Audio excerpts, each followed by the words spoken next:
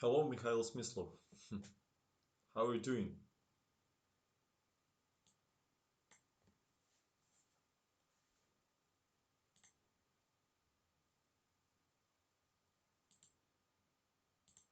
Nice to see you, man, again.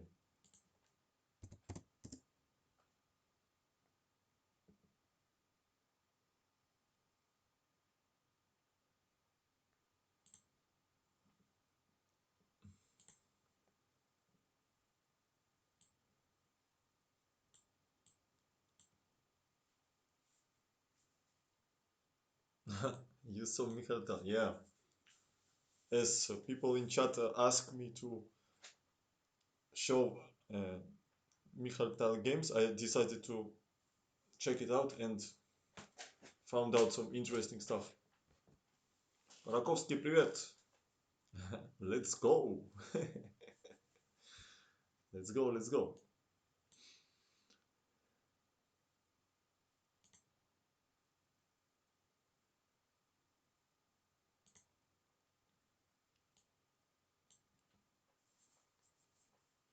Yeah, so today I wanted to share with you games about the great games of magnificent Mikhail Tal.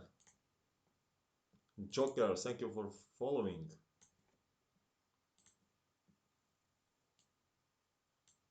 Yeah, before I started, before moved to games, a few words about biography and uh, about his life. He was born in 1936. John Twitch, hello man. Hmm. Hello, Riman. I did not count how many languages I speak, but I think about five, I guess. Okay,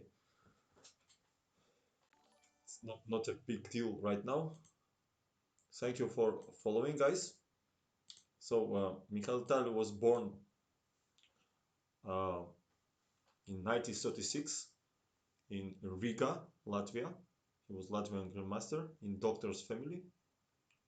And one fact is that when he was 6 years old, he was extremely sick, and doctors said that if usually you survive in such a illness, uh, then kids are grow up to some great personalities. So he is it was like oraculous words by this doctor. So he survived, and later he became world champion. Yeah, he learned chess when he was 7 years old.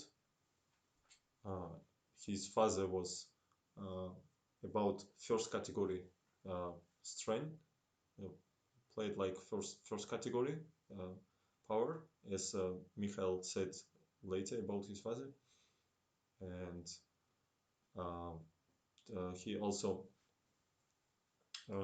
his rise was very quick. We know he won multiple times Soviet Union championships. He won also Latvian championship. Uh, he won in 57, 58 USSR championships. Then he won interzonal tournament in 59 in 1959, and then he won in Yugoslavian city Portorož. The uh, interzonal tournament, and then in challengers he also win. And in 1960, when he was 23 years old, he claimed uh, a world championship match against Mikhail Butvinik, and he won it with +6, -2, and a few draws in total with 12 and a half uh, uh, for 8.5, and he became the youngest world champion. But unfortunately for him, Mikhail Botvinnik had uh, the right to claim for match revenge. And next year, in 1961, they faced each other again. But unfortunately, or child underestimated Botvinnik's power, and same time he has problems with his health because from that from that moment he had problems with kidney, which finally uh, was it was that problem was grow up year by year, and he time by time had suffering because of that. Yeah, there is two types of sacrifice: the correct and ones and mine. Exactly. Yeah, and he lost title in 1961, so he was world champion for 9 months or something like 300 days, let's say. And but everybody after that he continued to play extremely well. He won, I think he won 8 gold medals for Soviet Union uh, team on Olympiads, and also he won the first ever Blitz championship in 1988. Includes Karpov and Kasparov was playing, and he won first. He became first world champion in Blitz. Yeah, he was also phenomenal player in Blitz too, of course. And in 1992, unfortunately, he passed away. Okay, this is a short introduction, and I I want to thank to my friend Tactical Mod for he kindly sent me material about mikhail, and and I want to share with you uh, the games with his annotations and his opponents too. And first game I will show you like it's like it's given in these mixes. First game was between Mikhail and Aronin in 1957. So 1957 he was 21 years old, and it was 24th US championship. In then he win it, and Mikhail says about this game that he loved to get prizes for beauty, and uh, and also when he was a co-author in it. Kamar Joba. Hello, I said to see this again. Thank you, Lazy. Nice to hear. He had 4 games when he in his life uh, when he was co-author, and this one was the first. And he says that this game he get most pleasure by this game. And after game it was annotated by both of players, so I will have opportunity to share with you annotations both of players of Aronin and Tal. Андрей, привет, спасибо. Спасибо. Сам постримил уже или будешь стримить? Jixer does, hello. So d4 was played by Tal. Uh, and now Aronin's comments. He said that when he was preparing for the game, he was consider only e4 move by Tal, and when he faced d4 move, he was choose what to answer during the game over the board, and it was clear that against such a big master of attack like Mikhail Tal, it was necessary to reach positions when you have counter initiative. That's why I choose to play Tarash system, Tarash defense, which is quite risky, but also it promises active pieces play. So d5 was played by Aronin. When Tal came to Yugoslavia, people would ask him what, yeah, with Yugoslavia he had connected with a lot of his successful tournaments. First of all, he won this Portorož Interzonal in 1959, and then he became challenger later. And also he won Uh, yeah, he won this in Yugoslavia after Portorož. Also was Bled, Zagreb was also played the Challengers tournament matches, so he won that. So with Yugoslavia was connected his best results, one of the best results and important results in his career. C4, E6 was played here. Knight C3, C5 for Tarrasch system. We know that by Akiba Rubinstein games, Akiba was taken here, then played Knight F3 and then G3. In this game, Tal plays E3. Also, Botvinnik played like that.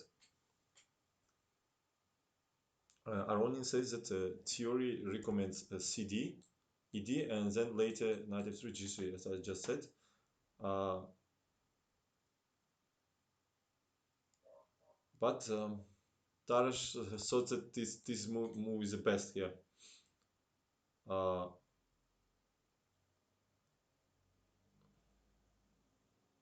yeah, so who likes to attack? Uh, what Tal choose? It's more perspective. It's according to Aronin. So now Tal's words that White did not want it on the final stage of tournament to go to the opponent's wishes here uh, and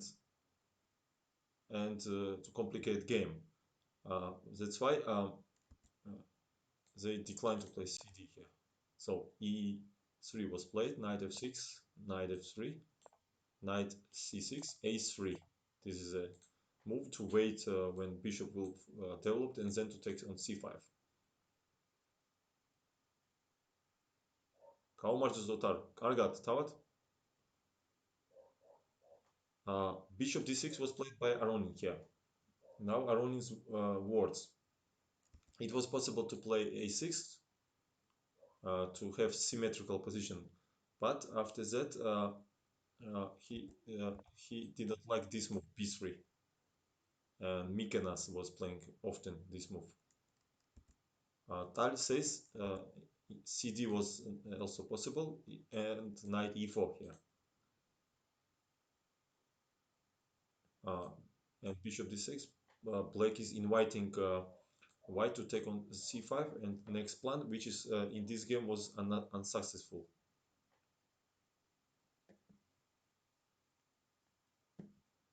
dc was played, bishop c5, b2, attacking the bishop. Bishop d6. Aronin says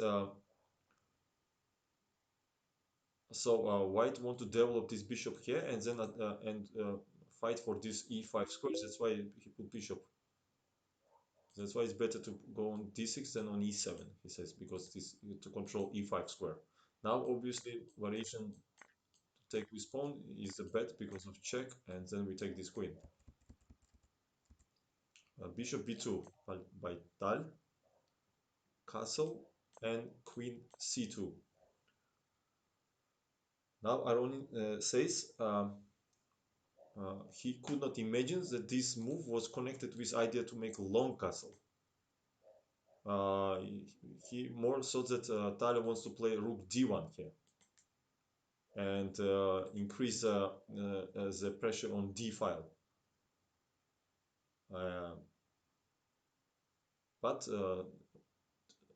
this move and next is typical Tal's style, he says, Aronin. So knight e5 was played by Aronin. Uh, and Aronin says this is a natural reaction here for last opponent's move. Uh, two points are under attack, f3 and c4. And here is the first surprise for him. Tal says in this position that a5 maybe was a little bit more active, and after b5 then to play knight e5, and then it's too risky to go to long castle here.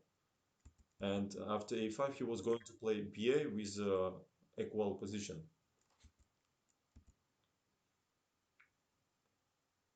Karagialis sells and for nice. I was planning to watch this video opening games. games in one game, but I seems like you deleted it. Would you re-upload? I don't know. I didn't delete it. I think I uploaded them on my YouTube channel, and on Twitch it will automatically delete in 2 weeks. That's why. Thank you, man. Yeah, and after knight e5, long castle played by white, and exclamation mark here. And now Aronin says, this is a decision which from first sight looks very dangerous for white. But as more deeper he was thinking about this continuation, as more he was convinced that white's decision was correct here. First of all, white is fully developed. I mean, fully they finish development after long castle uh, because it was not easy to prepare a short castle.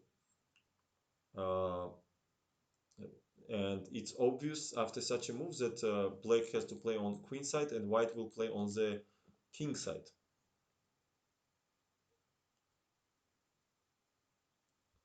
Now, what Tal says that this move was very comedic decision, but maybe it was really necessary um, because otherwise black uh, uh, uh, could have some advantage here due of uh, that white are behind of development on the king side here,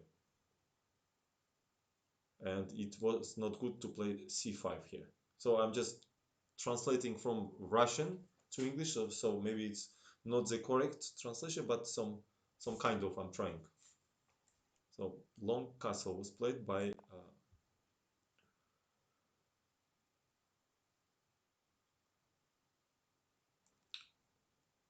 so after long castle, queen e7 was played here. Aronin says uh, he thought that this was the only move here. A5 here. He did not wanted to play due of c5 attacking the bishop, and after bishop b8 there was knight d5 here attacking uh, the knight here. In case of ed we take knight e5 and pawn up. In case of knight f3 there's a check, and then we take this queen. This was his idea. Hello guys. That's why he played queen e7. Now Tal's annotations uh, that anyway he would prefer to play a5, and after c5 it would be very sharp game. uh, this was his plan to take here and then play f4, bishop c7, bishop d3, ab, ab, and b6, g4, bc, bc. Very sharp game, yeah, both sides are attacking. um, and after the game's move he has quite continuations. We see that Aronin, it's nice to follow how both players annotate after game and what they was thinking about. So Aronin didn't play a5 because he was thinking that Tal will sacrifice here and then take this, and Tal was thinking that he it was better play c4 without c5 without the take and f4. Okay, that's why queen e7 was played by Aronin here,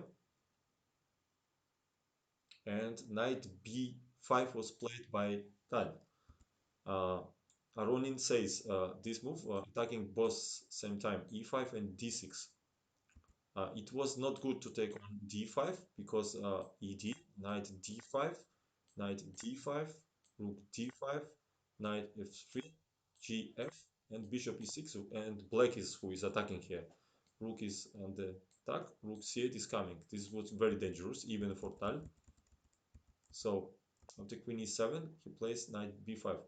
Uh,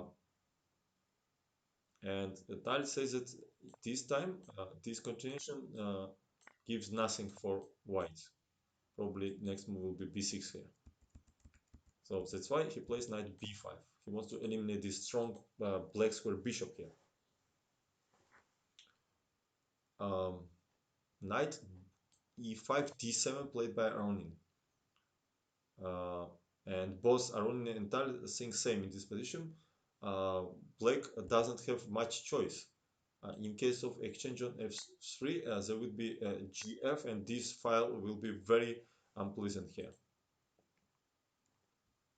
Hello, guys. So knight d7 was played. Tal eliminates the strong bishop and plays queen c3. So Aronin says after um, after white eliminate this strong bishop on d6, uh, the pressure on diagonal a1 h8 it's much stronger, uh, and in this moment he should play very precisely and find concrete plan against this pressure. Also, there is always idea with g4 g5 here. So he plays rook e8. In some to have possibility of e5 if it's necessary. Tal says what's possible to play b6 too with either bishop a6 rook c8 or bishop e7. Rook e8 was played by Ronin. g4 by Tal. Logical continuation of the game. And queen f8. This was the Aronin's idea. He played rook e8 to have e5 and same time open this square for queen, and this queen supports g7 pawn, and in case of g5 there is a knight e4 here. Yeah. For example, e5 would be dangerous to of g5 attacking the knight. In case of knight e4, queen c2 defending here, and also queen e4 is the idea. Also rook d5 is the idea, and it's hard to parry both of them. That's why queen f8 was played. Bishop d3 played by Tal. Aronin says before play g5, white is taking control over e4 square. Uh, uh, However, now black has a counter maneuver after knight b6 here. Thank you for following. So they slowly get developed and created the threats knight f4, knight c4, also bishop d7, rook c8. Who is Aronin? You can Google who is Aronin. You will see. Yeah, he was a very strong player. Thank you. Hello, guys.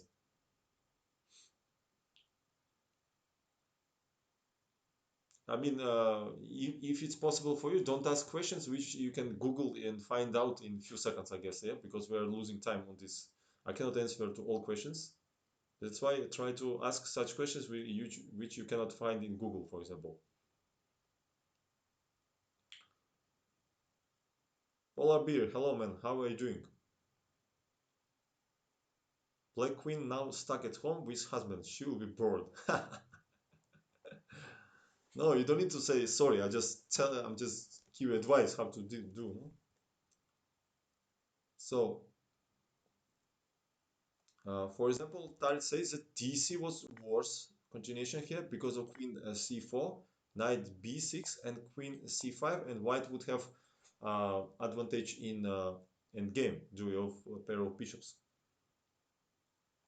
Uh, in case of E5, uh, Tal gives such a variation: G5 attacking the knight. After Knight H5, there is a CD strong move. Not don't afraid of E4 here. And after e4, bishop c2 move, ef, and sorry, bishop e2, ef, and bishop f3. And this knight is caged on the edge because g6 is not possible to have mate. So this was a Tal's variation. Can we continue it? If we play like this, what's going on here? Take and play bishop f5.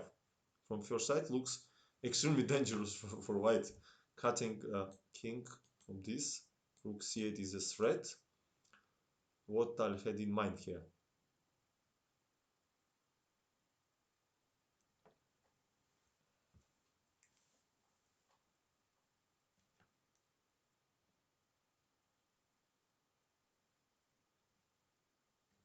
What's going on here? Let me understand.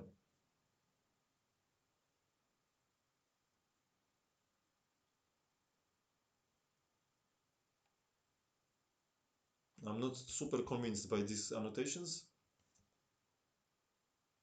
So bishop f3, he says that, I mean, he finished this variation. Knight e5 if we play, bishop h3 and bishop f5. So probably we have to play what? Like,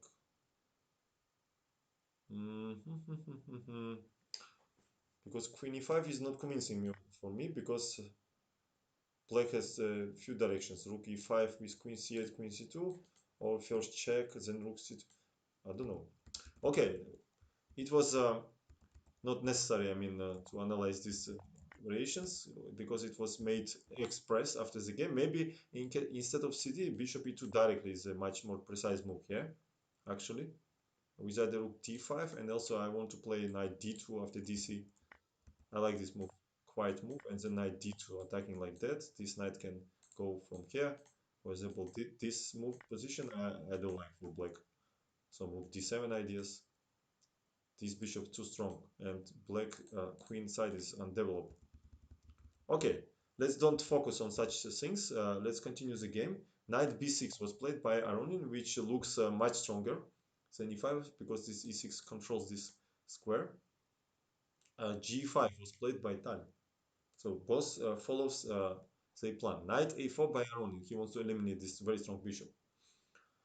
Now Aronin says, Tal played queen c2, and Aronin says after the game, Tal said that he was long time considering sacrifice of queen for two pieces after gf, knight c3, fg, queen e7, and bishop c3.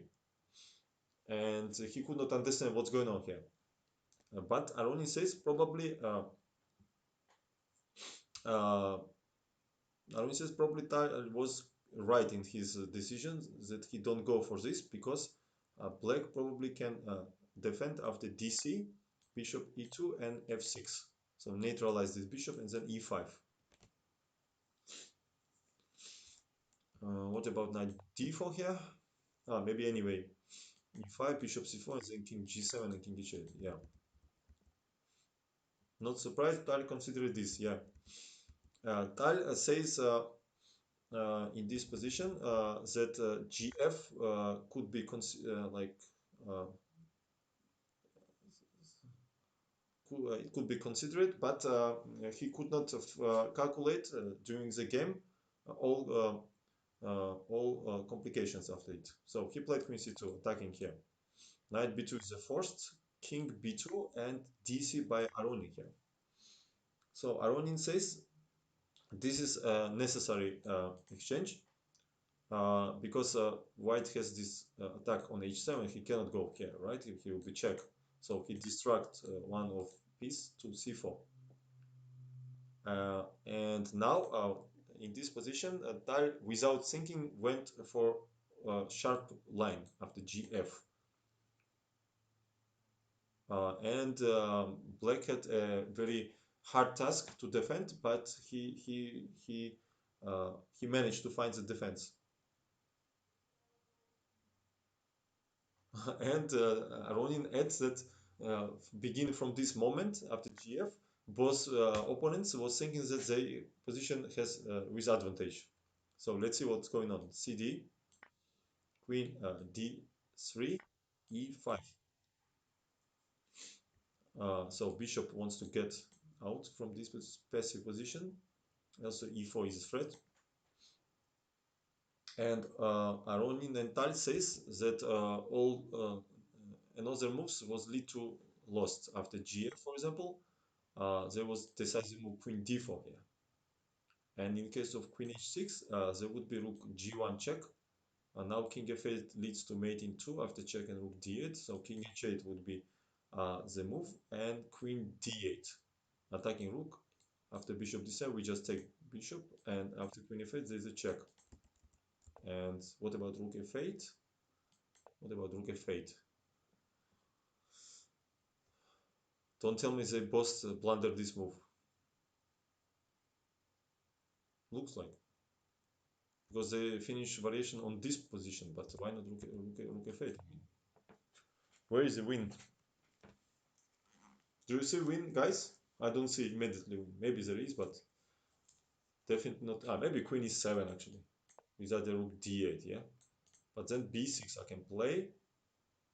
Rook d8, then bishop a6. Still, it's like it's winning, but maybe not. 1 second. What you say? Rook h4? Where is rook h4? There is not rook on d4.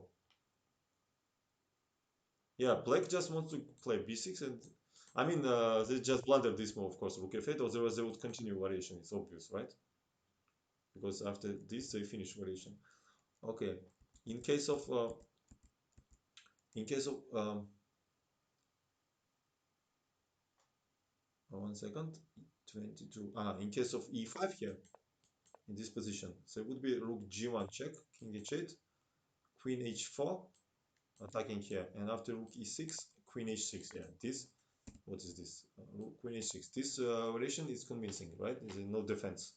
Queen cannot leave this square because of mate, cannot take because of check here, and bishop d7 leads to after queen f8, rook d7, just extra knight.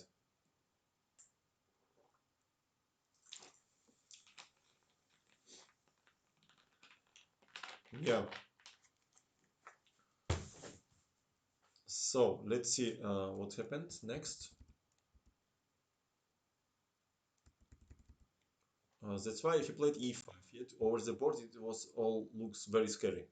Knight g5 was played by Tal, attacking the pawn here. G6 is the only move, and h4 he played. He wants to open this h file and give mate there.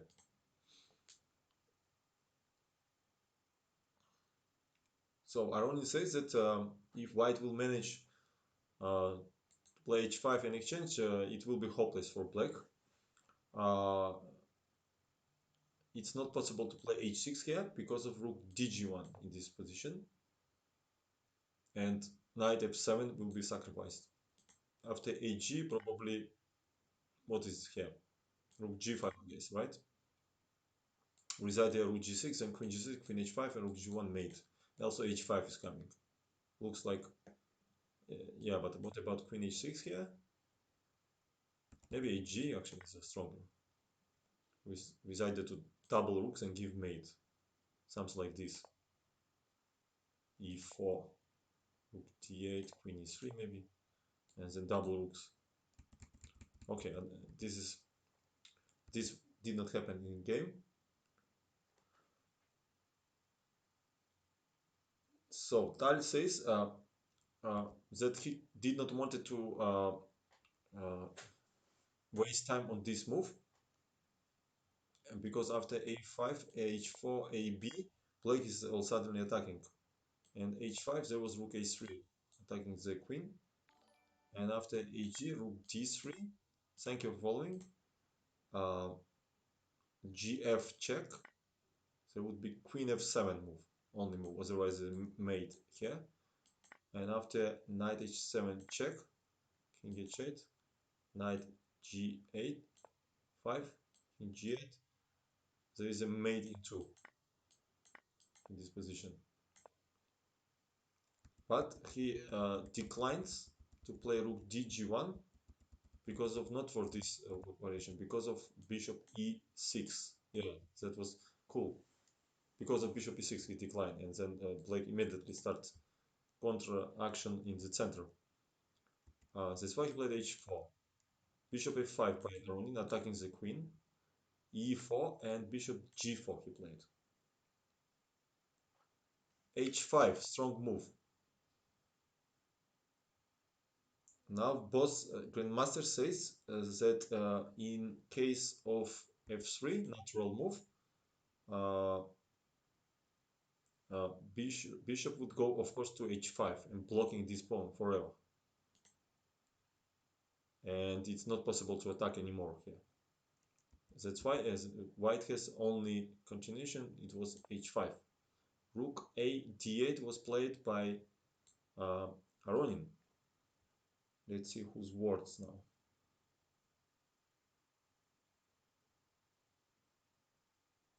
Now Aronin gives variations here. after the game, he says somebody was saying that rook e d8 was stronger here. And black has chances to win. But he thought that it's not correct. Drew of next variations. Hg, white takes, rook d3 here. And in case of Ag, rook h7, it will be almost like same position like in the game. But after rook d3, uh, there would be gh check, king h8, and rook d3. Incredible position. White is sacrifices the queen. And Aronin thinks that the active pieces of white is compensating the queen in this position. And there is a possible such variations. For example, if we play bishop e6 here, there would be rook g1 strong move here. Uh, so the difference between rook g1 and rook g3, it's in this position. In case of rook g3, there would be the idea is to take on knight e6 and give check, right? But queen d6 here, and after knight e6, queen e6, rook hg1 with idea check on g8. There would be queen f6, and black is winning here because after check and take here, there is a check on f2, and we take this rook. Or, for example, after rook g2 with idea check, there is simply queen h6, and uh, black is okay. Let's say like that. And after rook g1 here, with the same idea of knight e6, queen h6, then would be knight e6 here, fe and f7. Incredible.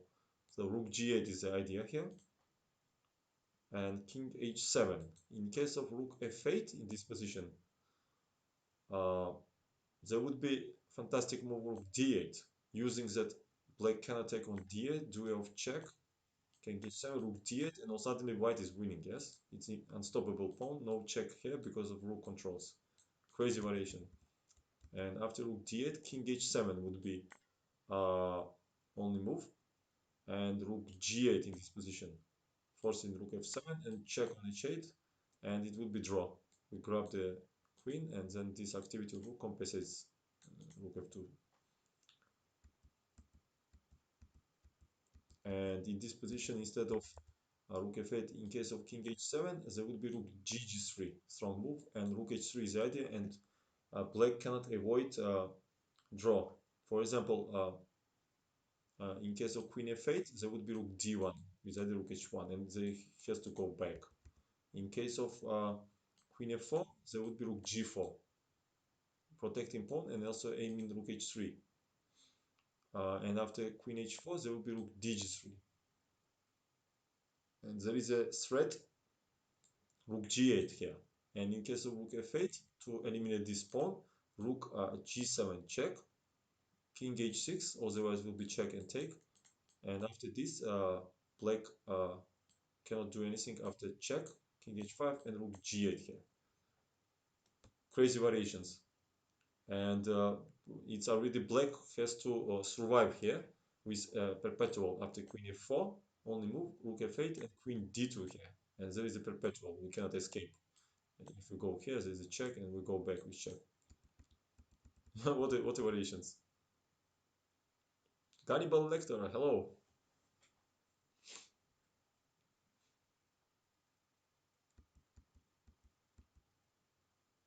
Yeah, so many variations, yeah.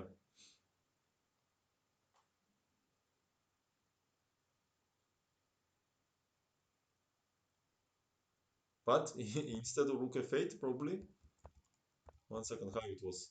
Instead of f3, instead of rook f8,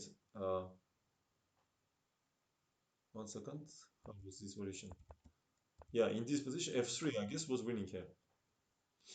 So this rook controls second rank, and there is no defense really. Queen cannot take because of mate on h2, and this is hangs, and no defense. Queen f7, mate, rook f7, mate, yeah. f3, fantastic move. Queen cannot move from this square and just resign. Hola, hola, hola. Second variation was, 1 second, which position? I already forget. 1 second, let me see. 28 instead of bishop e6 in this position. Yeah. In case of a5, for example, yeah, try to open another file for rook and queen. Then it would be after a5, rook g3 here in this position, attacking the bishop. And after ab, because bishop d7 not helps, knight f3 here with either rook g8 check. And after queen d6, we play rook g1 here. Knight controls two important queens. Rook g8 is coming here. Black has to be careful. And after ab, rook g4 here. b3 with idea mate here. a4 strong move. And uh,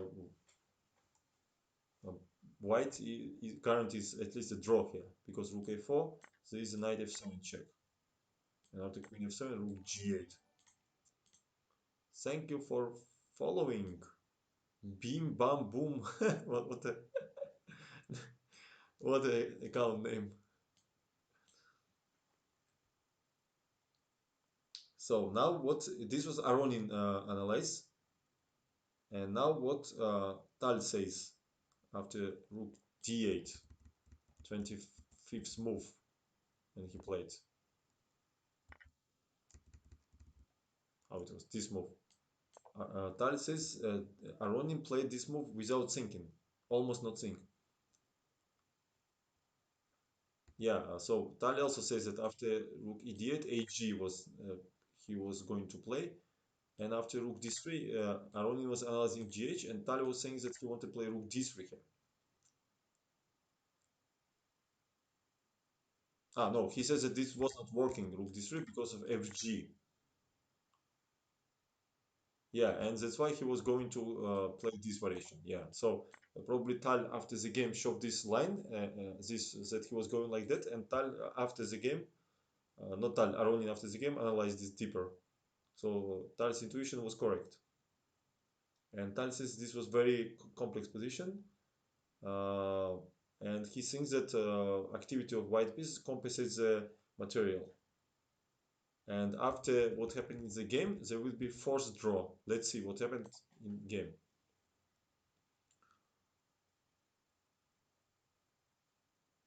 So rook d8, hg, strong move by Tal. Rook d3 was played by Aronin.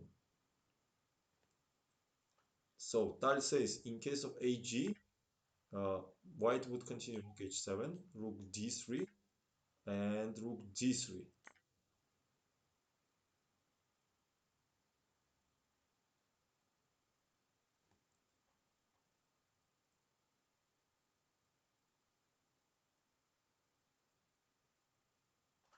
Also 27th move. After rook h7, bishop h5 is not good for black because of queen h3 here. Rook d1 and rook h5. Look at this variation. This mate is coming after gh, queen h5. You cannot defend this square. This Aronin variation.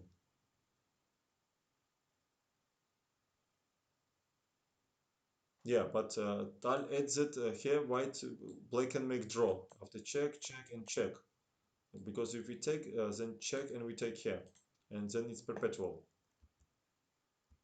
But instead of queen h3, win is after queen c4 here, because this square is attacked here after rook d1, there is rook f7, and there is really no defense. For example, check, then king c3 here.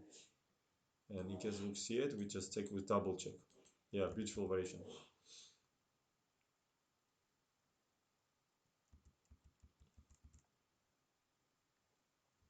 So Tal says that ag was not good because of queen d8, rook d8, take on d8, queen d8, and then check here. And after king h8, knight f7 fork, king g8, and knight d8 here. And now this attacked, and bishop f3 is a bad move because of check, and then we give check and fork here and win the material.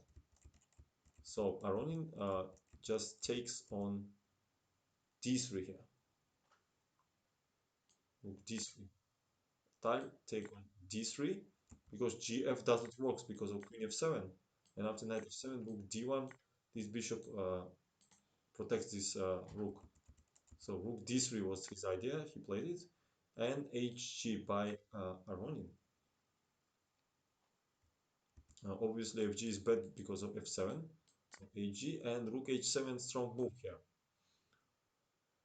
And now the threat is Aronin says threat is f3 in this position. And in case of bishop h5, then will be rook d7. And in case bishop goes this diagonal, rook d2 and rook h2, and then mate. But it's black's to move, and they have only resource here, only resource to hold the position. Uh, yeah, this we know it's losing after rook d8 and rook h8 here. But he found rook c8 strong move in this position. So f3 played by Tal. He needs to destroy this bishop from this square. Only continuation. Probably rook g7 was just simply bet endgame with pawn up for Aronin. That's why he plays f3. So this always like a threat. Rook c6. This was Aronin's idea. He found this resource to attack this pawn here. And both players say that now it's clear that after fg, rook f6, rook h3 with idea check and mate, there would be a very important check on f2, and after king b3, queen d6. And now black has chances to win. And that's why white has to go to rook endgame, which only from first sight looks dangerous, but in real it's a draw. So rook f7 he take. Could white play something else? There's a question. For example, rook g7. What's wrong with this? Let's understand here.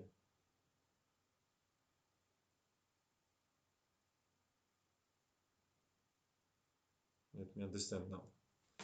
Rook g7, he would take, and he would play this move.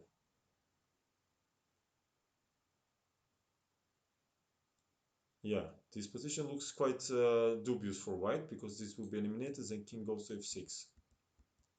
Yeah, what else white had in this? Tal took on f7. Rook d8 doesn't work, right? If he takes, check, king f8. Check, and then he goes to e8. This also doesn't work. So that's why after rook 6, he take on f7. Only move is queen f7 because nothing to do else. Queen e8 leads to disaster after check. King f8 is a mate, and queen h6 simply rook d8. So queen f7 only move. Bravo Aronin that he found these ideas. Fg and king f6 looks like dangerous position for white because this king wants to come to f4, but rook d7, white in time start contraplay. Rook b6 only move to protect, and then king c3 in this position, king g5 and a4, the active defense. A6 was played by Armin, not allows this b5, king c4, a5 ideas too. So a6, king c4, king g4. And now they agreed to draw because position would be repeated after king c5 attacking the rook, rook c6 check, king d5, and rook b6 and king c5. So both sides cannot play for win. This was quite adventurous game.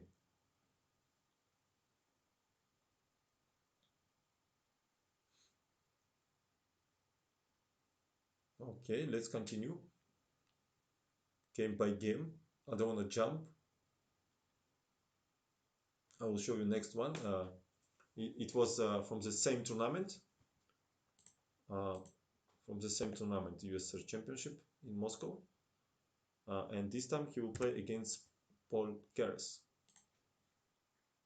Yeah, that was cool game. I like it very much. So Keres with white against Tal.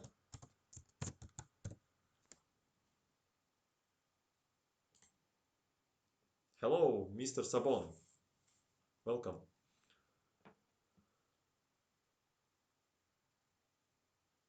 Okay, have a nice time. We'll miss you all. So Tal says after 15 rounds, Keres was leading in this championship, and this was very important game. And after he beats Keres, and had good chances to win tournament. So d4 by Keres, knight f6, c4, e6, knight f3, c5.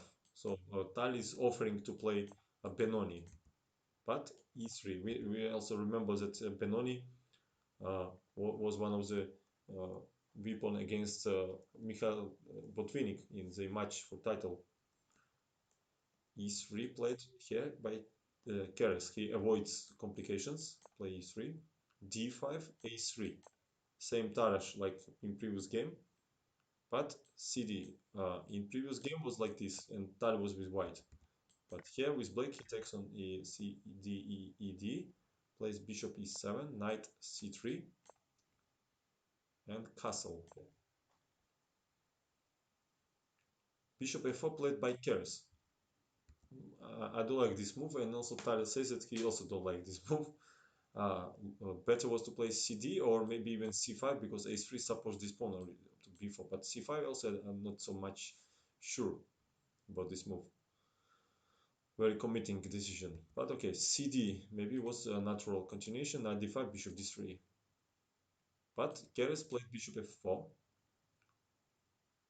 and he wanted to avoid loss of tempo in case of bishop d3, dc, bishop c4, and he wants that black will take here, but of course Tal is not going to take it. And he plays knight c6 here, rook c1, and knight e4 strong move. And they using that white bishop on f1, not controlling e4 square in this position. And now knight e4 not possible because of d attacking the knight, and also this will be attacked with two pieces. So very unpleasant move. Bishop d3 by Keres, knight c3. So bc is a bet because this is also hangs after dc. So rook c3 is necessary move. And dc he played in this position. And rook c4 by Keres. In case of bishop c4, there is possible to play bishop f6 attacking this pawn. And after rook d3, there is possible to give check here. And in case of bishop d2, even queen h5. And black doesn't have any problem here. So rook d8 will be the next move. Yeah. So rook c4 was taken by Keres. Again, queen a5 check. And bishop d2.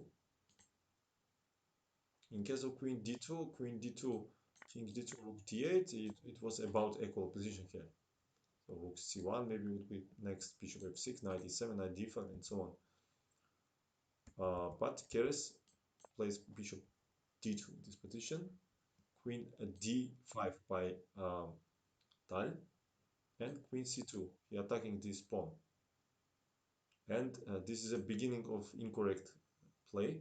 Was better to play queen e2 here and to have opportunity go or retreat with this rook back to first position. And white underestimated next black's reply here. F5, strong move here. Not standard G6 or H6. F5.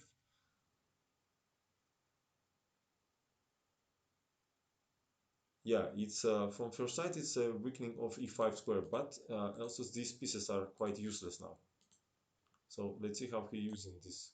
bishop d7, rook d1 was played by Keres, and rook c8.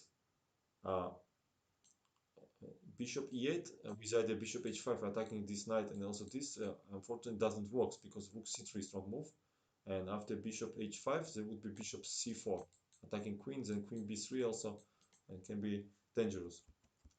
Also rook f6 was not uh, good enough with either rook g6 here and attacking because of rook c3 again, rook g6, bishop c4, and for example queen f3, rook f3, knight d4 with fork, there would be queen d3, and after bishop 6 there is queen f5 using this pin. Unnecessary variations of course, but let's give respect to Tal. So he played rook c8 here, which looks logical. Bishop e3 played by Keres, and now he was thinking about move what he played, knight a5 and also g5, but g5 unfortunately did not work because of rook c5 strong move here, because this is very risky to accept this exchange, because dc and this will be open, bishop c4 is the threat, this is also hanging, and in case of queen d6 there would be d5 unpleasant move, knight e5, knight e5, queen e5 and d, and now we see that white pieces are all suddenly very good developed and ready for actions here. So he not allowed these ideas, he played knight a5. Rook c8 was played by Keres. He declined to play rook c3 because of rook c3. Now after queen c3, rook c8 is unpleasant move. And in case of bc, bishop b5 and blocking like a Rubinstein with pawns on light square. That's why Keres plays rook c8, rook f c8 with a tempo, queen e2, and bishop d6 here. Try to control this square here. So now Keres played knight e5, but Tal says that it's really not easy to advise something better for white. For example, rook c1, rook c1, bishop c1, knight b3 with attacking the bishop and knight here, and pawn here. And after bishop e3, b5 strong move, controlling this square. And in case of knight e5, black simply takes on e5 here, d, and then bishop c6. And black has initiative here. That's why Keres plays knight e5 directly. He's trying to activate his pieces. But bishop a4, strong move, attacking the rook here. And after bishop a4, rook e1 was played by Keres. What else? Because rook c1, he takes and takes this pawn. That's why he hides rook here, supporting this knight. But Tal it takes on e5 on time, forcing d, and now this pawn is not anymore weak here. Rook cd, a strong move, using that rook is not anymore can protect the bishop, attacking the bishop very unpleasantly. Now Keres played b4. In case of bishop c2, black would have better position because knight 6 protecting here, attacking, and this bishop is worse than knight here. And for example, after a4, queen b5 here, and light squares are very weak. And in case of bishop b1 in this position, there would be bishop d1 move, and we see that all suddenly white loses immediately because queen doesn't have any move here. So that's why uh, b4 was played by Keres. But unfortunately for him, bishop c6 strong move, attacking attacking the pawn on g2, and yeah, bishop d1 was cool, right, Polar Bear? And probably this intermediate move what Keres underestimated this position.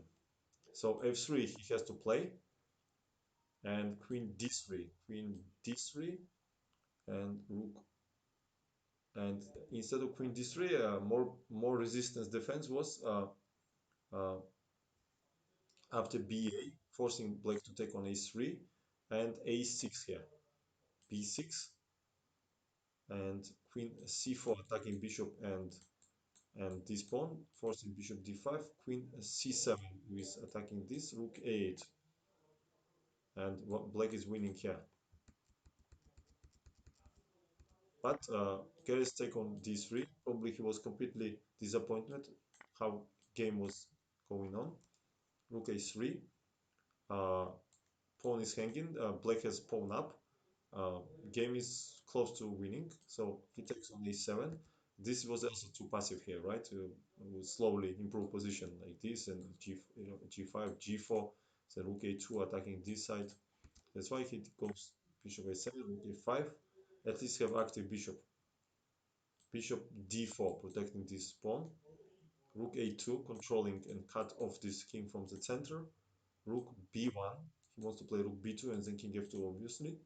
But rook d2 very unpleasantly attacking this bishop, distracted from nice position. Bishop c3 was played by Keres here. Rook c2, bishop d4, and king f7. So all logical moves.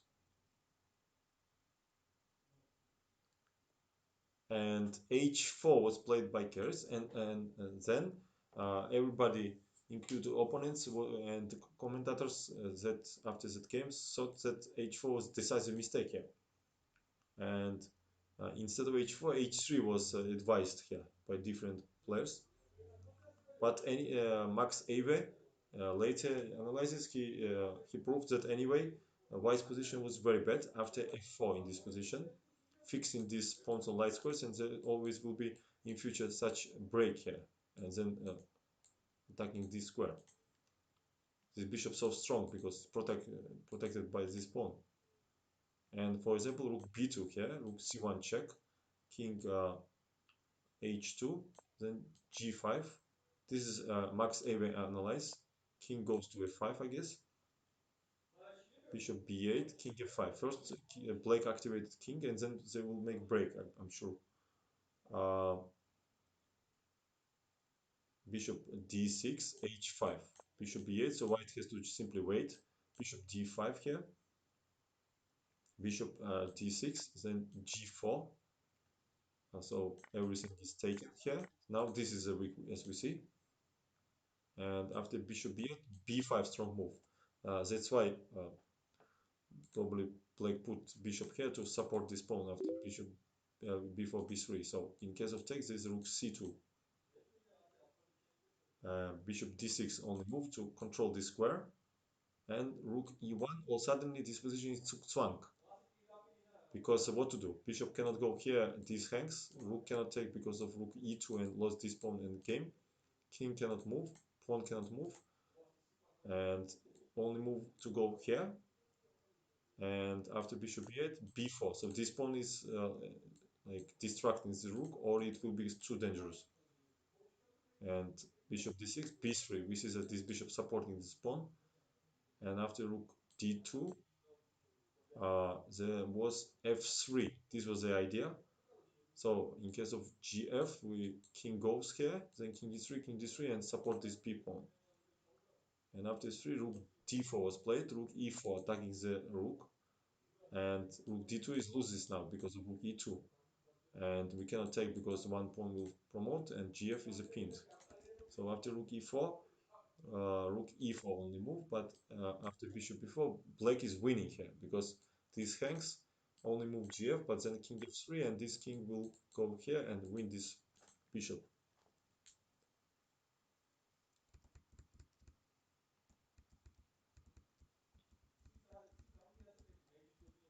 That's why in this position h4 was played. But the point why don't understand why Tal played king f7. Why not g5 here? Even not allow this h4. Why he did not play this move? Why king f7? Okay, this is all details. h4 was played by Keres. Try to stop this. He understood that this is very dangerous threat. So king g6, rook b4, and h6 was played here. And now threat was f4 and king h5. And carries played rook b2, but this loses by force because this pawn is weak now. So rook b2 was exchanged and king h5. And this is the point here. And after bishop h3, this was a careless idea to attack these pawns. But king h4, bishop f8, king g3. This was the point. Bishop g7 and h5. And after bishop h6, this was the idea behind Tal's play. And now black will have three passing pawns. King f3, one, two, three, and white can maybe hold two, but third one will decide. King f1, b5, bishop h, bishop d2 to control this square. But after that, h4, this pawn is distracting king to here, and then the king will go here. Bishop b4 was played, h3, king g1, and after king e2, carries resigned because after king h2, we simply push this pawn like that, and after this we play b4 and then b3, and one of the pawn will promote here. Yeah, this was a technical play. Let's continue game by game. It was played year later. Year later again uh, in USSR Championship, but it was played in Riga instead of Moscow now. So Tal will be with white against Geller. Tal versus Geller, 25th USSR Championship in Riga, Latvia.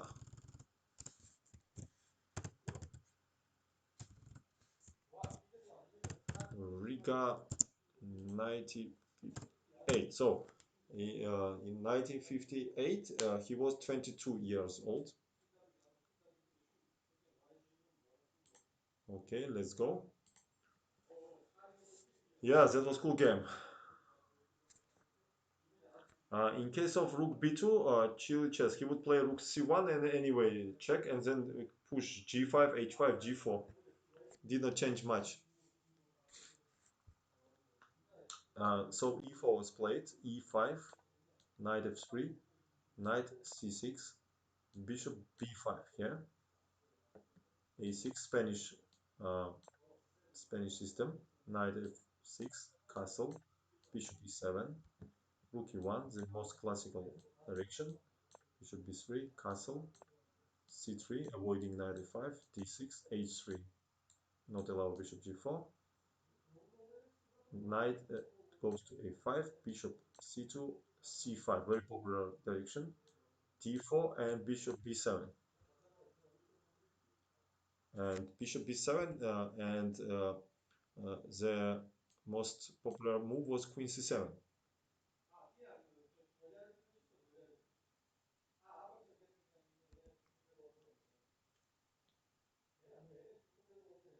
And after bishop b7, there was game when white continued knight bd2, but in this tournament, black proved that they are okay.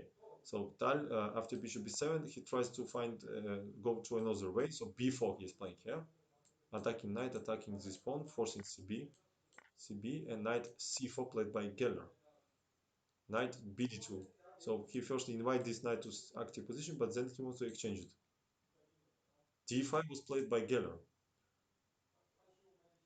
Knight d2 was also possible first.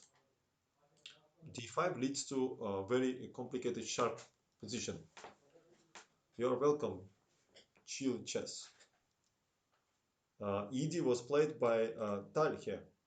He says that, of course, not knight c4, duo of bc, d, and knight e4 here. This was not satisfactory variation for him because this knight is very strong, center is strong, and also this is tempo here. So that's why he plays ed5 here. Probably d also doesn't work. Two of knight e4 is understood. And if we eliminate everything, let's say like that, I guess black has perfect position even if they take here. This knight is very strong here. So ed is like only move, and ed was played by Geller, and Tal thinks that maybe knight d5 was stronger here. And in case of knight c4, bc, knight e5, attacking also here, uh, there would be knight b4 move. And in case of knight c4, knight c2 eliminates such a strong bishop, and rook c8 in this position. And after queen d3, white would have a pawn up because there is no real threat after queen d5, knight e3. But still, it was good compensation. Do a pair of very strong bishops, yeah? Maybe bishop f6 here. So this was stronger in what Tal says. But ed was played by Geller in this position. We see it's so complicated position because everything hangs. God knows what to take. By the way, what about bishop b4? I'm thinking now. Looks also logical, yeah, to pin this knight from first sight. What was the idea? Maybe d attacking the knight. In case of knight d5, I can take, I guess. In case of bishop b1, knight d6, I guess here. I think so. Probably this was the point, yeah. That's why ed was played by Geller in this position. Knight c4, logical continuation. bc, this was knight was very annoying on c4, and queen d4. This was point. He wants activate queen, attack this pawn. Bishop b4. Probably Geller was going for this variation, but here Blake was not sure what to take, d5 or b4, and Geller was thinking long time here, and he decides that this d5 pawn will not go anywhere, and he will eat it later. Uh, it's not easy to say if knight d5 was stronger continuation. Uh, uh, Still, white would get probably advantage after queen e4, attacking the pawn, using that knight f6 not possible, this hangs. f5 is too risky because of queen e6 check, so g6 would be only move, and bishop h6 here, attacking the rook here. And after rook e8, there would be bishop a4. Look at these bishops.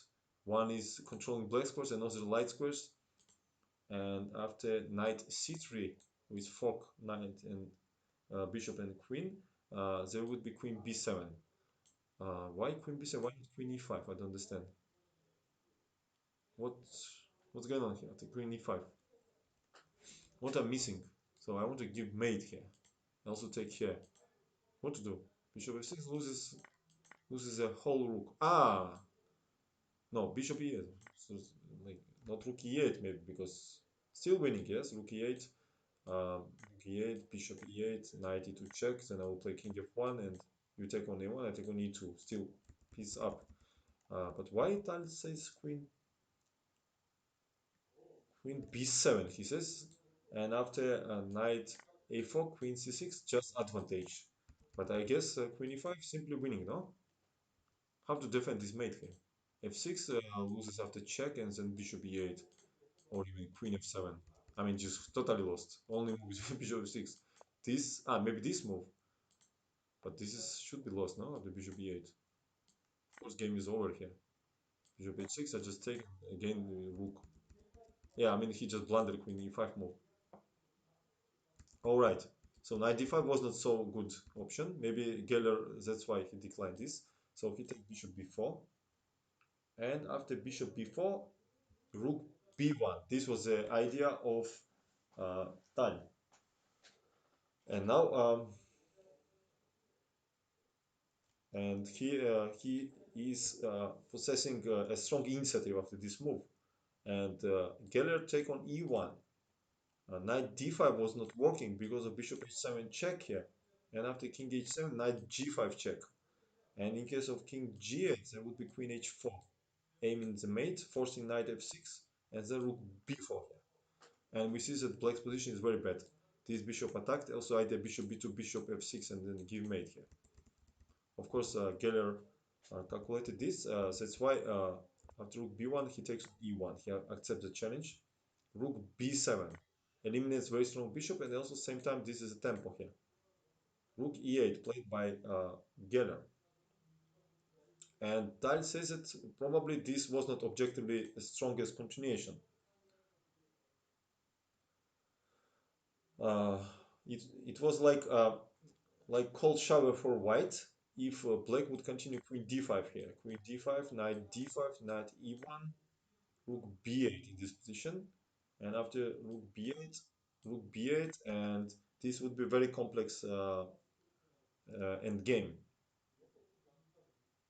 And probably it was okay, optimal decision for black here. Knight b4 is coming. Maybe a3 would be option, but then knight can jump here, then rook b2. Okay, I mean, black had decent chances here. But he played rook e8. Maybe Geller was thinking that he can uh, get more. And d6 was played by Tal. And he's not afraid this move because of queen c4, attacking rook and attacking this pawn same time. And what about queen e8? If we defend boss, how Tal is going here? Let me understand. Maybe bishop e3 move. Cut this rook, and after rook e3, take, check, king h2. Yeah, it's very strong initiative because this pawn is weak, and also bishop b3 is coming, like additional force here. All right. So after d6, queen c8 was played by Geller. What a complex game. And what?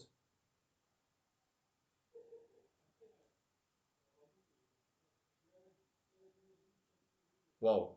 He sacrificed another rook. First I saw there is some mistake in bishop g5 he played here. Look at this move, guys. Look at this move. He says that rook c7 was also possible, and after queen e6, bishop g5 here, knight d5, and then rook c5, attacking the knight here, and knight c3, with absolutely unclear position. Yeah, insane. So bishop g5 he played here, and according to Tal, Geller played good move here. He played rook e8, rook e8, e2, decline the sacrifice, and he says this is beautiful move. Uh, After what white is has to be very careful. Uh, he says that black did not have opportunity to waste time on this queen b7 move because of bishop f6 here. Gf. Otherwise, queen g4 is coming here, and it's like black is suffering for free if you don't take gf here. But after gf, queen h2 move here.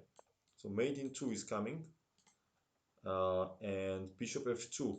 He thinks, 1 second, why bishop f2? Why not f5 here? Let me understand. Where is the win? Where is the win? After bishop f5, I want to play f6, connect this queen. So probably d7 you have to play. Then I play rook e7, queen f6. Hmm.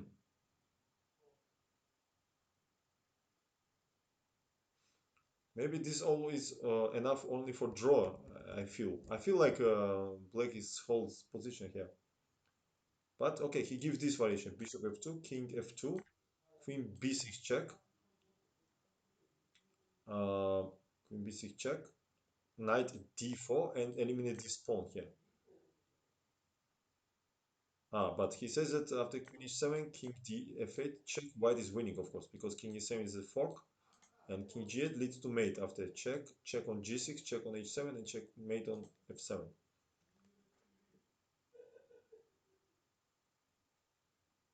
Yeah, but uh, the reduction of this book adds that uh, yeah, instead of this variation, bishop f2, king f2, queen b6, king f1, right? uh, No, knight d4. Instead of queen d6, h6 was the easy move here. And actually white is losing, right? Because we cannot take on h6. This is hangs. Or h5. But instead was winning queen g4 check. So queen g4 in this position, I guess. Not queen h4, but queen g4 check here. And after king f8, there is a bishop h7 with mate. And in case of king h8, there is a queen f5, and then it will be mate. But the good defense was rook e6 here. And after bishop e5, there is queen a7. Want to exchange the queens, also this hangs. And after queen h4, attacking the pawn, h6. And black is winning here, probably. Yeah. So this was not working, actually, this variation. But over the board, of course, for human, it's very hard to defend here. So rook e2 was played by Geller. Chill chess, and if d7 instead of bishop e5. Let's go back. So this was principal. Rook e6, d7 you want to play instead of... let me think what's going on. Can I take gf now, maybe? Looks like I can take.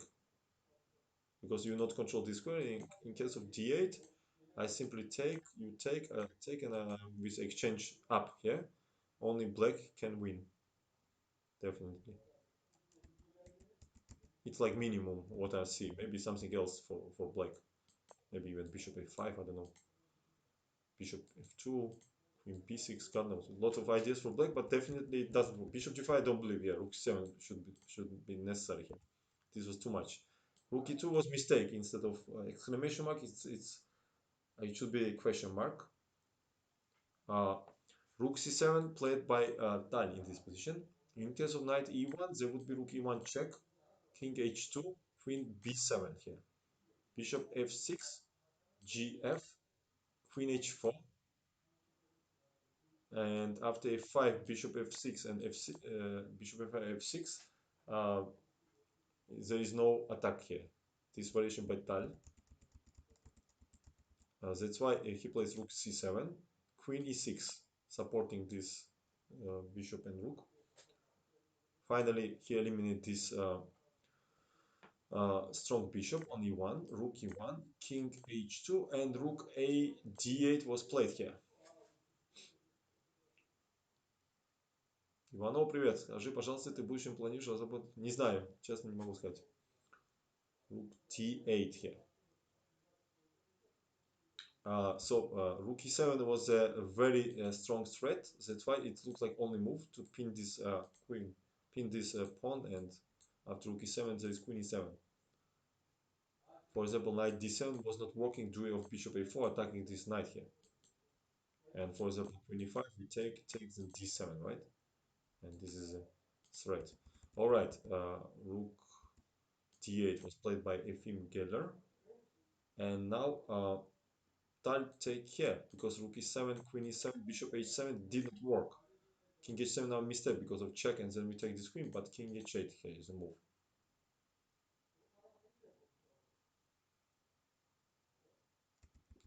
Now white could take back the exchange after bishop h7 check, king h7, and rook e7 using that queen e7, queen h4. But after queen d6, rook d6, rook e1, black even better in this position. This is very strong bishop here. Hello, good evening. Окей, потом посмотрим.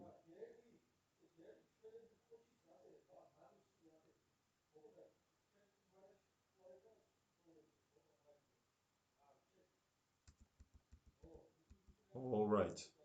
Also, actually, after rook e7, he blundered rook e4 move here, of course. And probably white is in trouble here. He need to give check here, but then I can take, and take on d6 here.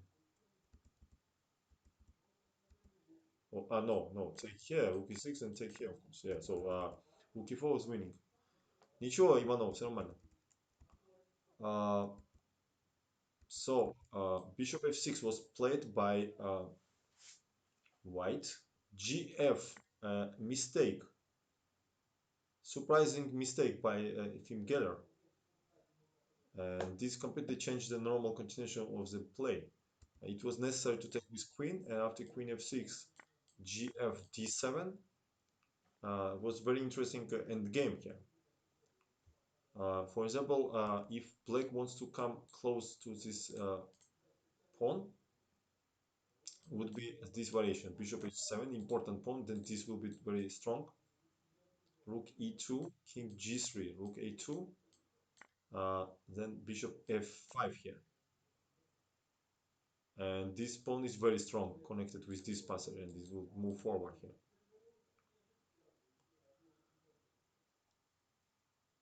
Probably black should give exchange back after king g7 here, bishop f5, and rook e5 move, attacking the bishop, rook c8, then rook f5, rook d8 in this position, and rook d5.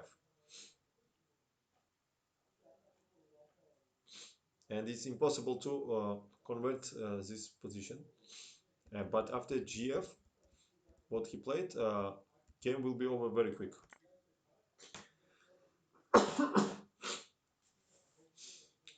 So after uh, that, rook e7 was played here.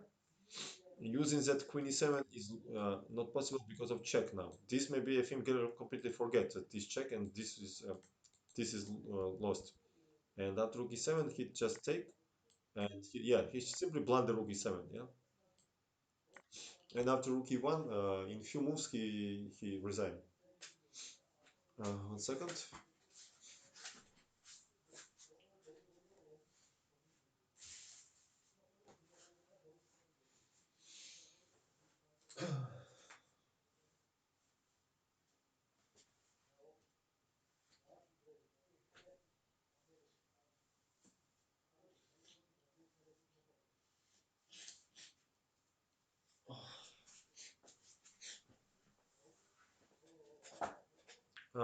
Fatih Porit or Futi Porit, you're welcome.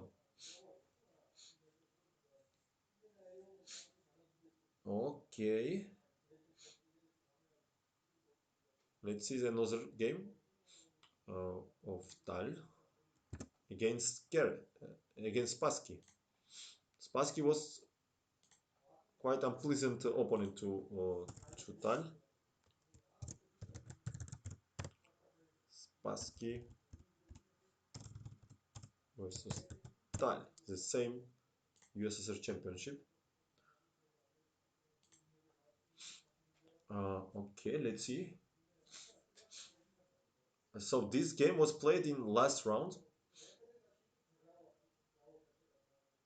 and both opponents should win it to win the tournament. So it was very sharp game.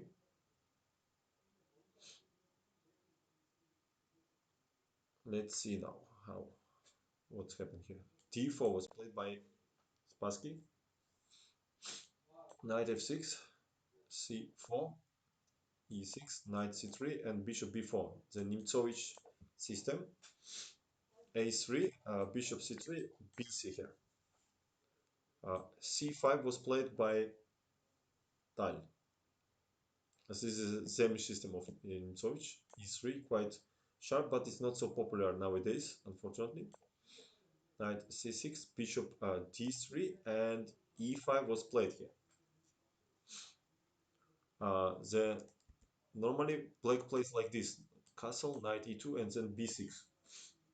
And after e4, knight e8, and then try to play against this pawn with very complicated game. But he avoided this because he thought maybe Spassky prepared something against that. That's why he played e5 here. Knight e2 played by Boris. For d5, Tal prepared e4 move here. and he would get a good game because after bishop e2, knight goes to e5, and these bishops are very passive, especially this. And in case of DC, ED, CT, Queen D7, we see that black is doing very good here. This will go like that. So Spassky after e5 played knight e2 here.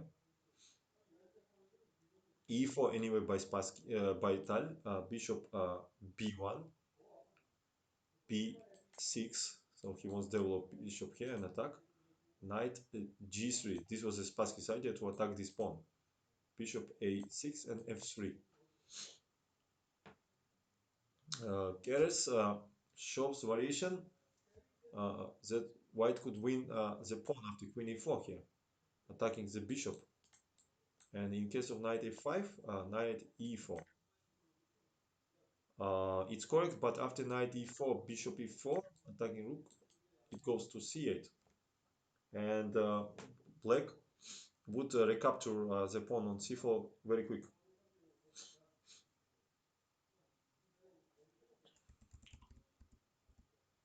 Yeah, now it was possible here to take on knight e4, bishop e4, bishop c4, and then f3. Yeah, to play like king f2, then rook e1, king g1, and so on. With unclear game. But Spassky played f3. He's complicating the position here. Bishop c4 was played by Tal. In case of ef, queen f3, and bishop c4, there would be knight f5, unpleasant move, attacking the pawn, and also fork is coming. And after castle e4, and white would have very strong initiative here. Queen g3 is coming, bishop g5 is coming, bishop h6 is a threat. So Tal avoids this, and he captures bishop c4 immediately. And now Spassky played good move, knight f5 here. In case of fe, d6, and queen f3, there would be castle strong move. I'm not afraid of e5 attacking both knights same time because of d, queen c6, and ed. And black would have very strong attack to the king, which stuck in the center. Yeah, after cd, rook e8, then bishop d5, take here. Of course, Spassky avoided this, and he both we see how both players want to sacrifice something to keep initiative, so they don't care about material stuff here. Knight f5.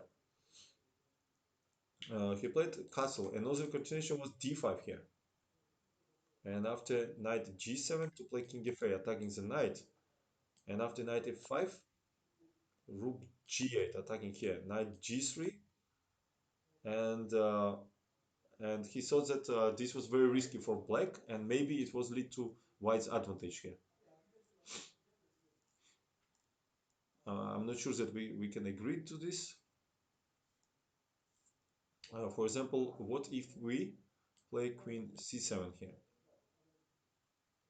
Because this is bad, do we have rook g3 and then queen g3. So what would be next move? King f2 or what? King f2, then rook e8.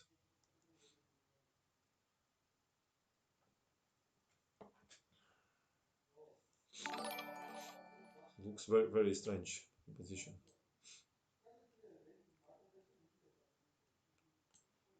Very, very strange. Okay, this is very complicated position. But after 95, he decided to play castle instead of d5. Knight d6, this was a Spassky idea, attacking the bishop and also block this pawn, which cannot support the e4 pawn. And bishop d3 played by Tal. He's not trying to keep the pawn up, he wants to eliminate this strong bishop and keep this little bit passive here. So Spassky has to take on d3 twice. And cd was played by Tal, so he's going to force variation. After cd, knight e8, strong move. So he give white a choice, or exchange to e8 But after that, white will not have any initiative on king side, or uh, retreat to f5, what Spassky did. So he played knight f5 here. D5 was played, and Tal says that white's central pawns are fixed, and he can be glad of result of this experiment. So a4 played by Spassky. He wants to catch this rook here. Uh, for example, queen b5 here, rook c8, a4 would lead to knight d6 move here. Because queen d5, knight f5, queen f5 would be knight d4 move. And after ed, then rook e8 checks, and queen d4 and destroy white's position. And also knight d6, queen d6, bishop a3 to attack this would be queen e6, and black would have a big advantage here probably, because this is not possible. Black will take on d4, then fork, or even take. And what to do here? After queen d3, rook e8, attacking pawn, forcing like king f2, but obviously something wrong from white. We can even transfer knight to c4, everything is blocked. This is a bad Nimzovich. That's why he played a4 immediately, but knight d6. Anyway, black exchanged this active piece, which is only one in this position. So this was bad because of knight f5, and after bishop f8, queen g5, and black is winning here. This attacked, and also this attacked, and this attacked. So white's position will collapse very quick. That's why Spassky first avoided exchange to e8, but in two moves he should exchange. Bishop a3, and now knight b4. This was the idea. Queen b3 and a5. Castle finally. So only on 22nd move, white managed to castle. And rook f c8 by Tal. He wants to play rook c4, then rook a c8. Rook c1 was played by Spassky. And in this position, black offered draw. Uh, and he calculated variation, queen e6, bishop b4, ab, king f2, queen d6, attacking here, king g1, and queen e6. So what happened? Spassky declines the draw. He take on b4. He played king f2, and after queen d6, he played h3 here. And he declines the draw with this continuation. And now he played a bad move. The natural was h5 here, without h4 and fixing this weakness here. With and chances could be only for black side here probably, because this pawn distracts queen, and if you want to win, then black would have attack here. Yeah, rook c3, rook c2. But all suddenly, Tal played this very surprising move, king f8. Yeah, it has only minuses, this move, because it's not in game still, and sometimes with queen before it will be check, and also this pawn is without defense here. Rook c2. Spassky immediately used this, and he wants to double rooks and take this capture c file, very important file. That's why he take here and wasting time on g6 now to protect this pawn. Rook c1 was played by Spassky. Rook b1 would give nothing after king g7, queen b3, and queen c6, attacking this pawn. And after queen b4, rook a4 here. Queen b6, then would be rook a2 check, using that rook b2 would be queen b6 here. And king g3 would lead to unpleasant pressure. After queen c2, rook g1, then queen f2 check, king h2, and queen e3. Only black can be better in this position, but normally it should be draw, of course. But Spassky played rook c1, and queen d7 was played by black, attacking this pawn. Queen c6, he take on c6, take on c6, and rook a6 was played by Tal, and he said it was much more stronger to take here and then king e7, and this game would lead to draw very quickly here. And after what he played, it will be very big fight. So rook a6, a5 was played by Spassky. And now rook a5 goes to loses of pawn after rook b6, attacking here, and then rook b5, rook d5.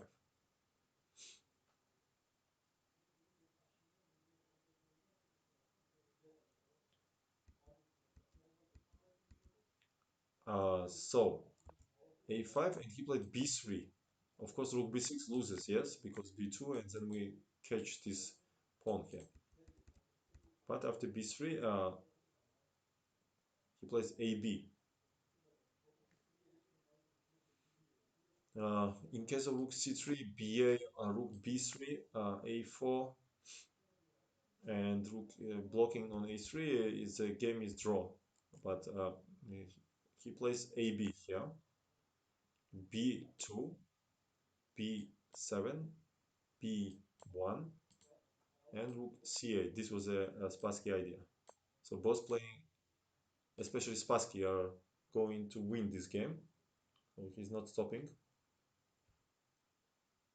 Yeah, it was funny that both pawns are promoting on the same file, b file. So rook a2 was played by Tal, king g3, queen e1 check, king h2, queen e3, rook g8 check, and king f6 was played by Tal here. And more simple was king h6 here. And after queen f8 check, king h5, queen f7, there will be rook g2.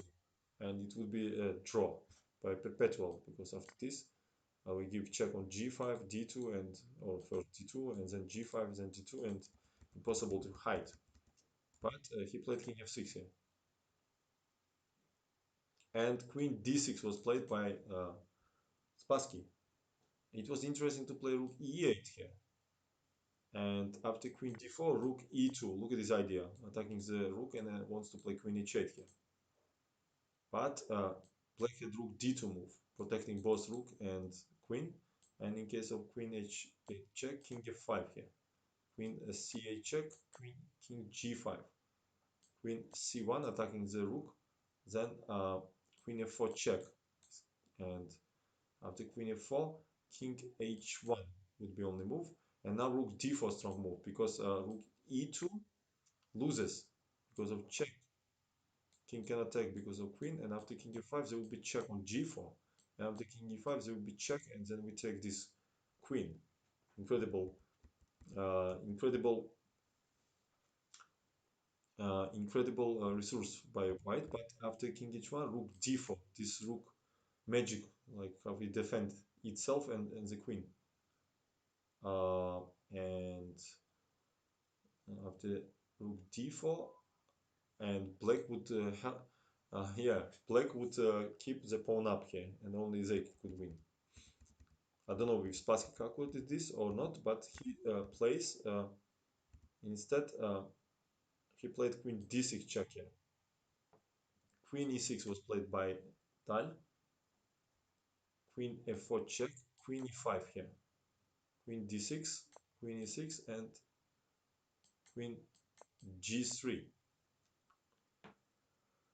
And now the point that this king is completely safe, and this wins are coming from every hole here. Probably game was not adjourned. I don't know. Nothing. Tal did not say anything about adjourn this after 40 move. Maybe they did not have adjourn in this tournament. I don't know. And queen e3 was played by Tal. Later they will adjourn after 45 black's move. Yeah, after 45 black's move, they will be adjourn. Maybe it was another control. I don't know. And h4 was played by white here. Rook e2. And strong move. And weaker was to play rook a1, which looks very tempting, yeah, with either check and here. and there would be queen d6 check, queen e6, queen f4 check, queen f5, and queen h6. This way, and black pieces lost coordination here. Uh, and after queen g7, it could be very dangerous. Yeah, queen g7, queen f8, queen d8 is coming here. So that's why he plays rook e2, try to connect pieces together. Queen d6 check and queen e6. And after queen e6, game was drawn here. And now Spassky played queen f4 check, and this was the strongest move because if after queen d8, queen e7, rook e8, queen d8, rook d8 to win this pawn, it was not any chance for white to win this game because of rook d2, rook d5, king e6 here. And in case of rook d8, there's a king d7. In case of rook e5, simply king d7, and after rook e4, then f5. And rook would be very bad here. After king e6 and h6 g5, at least it would be draw. That's why he plays queen f4 check again, queen f5. In case of king e7, would be unpleasant, probably h5 here, and to capture this square, very unpleasant check here. That's why Tal played queen f5, queen a6.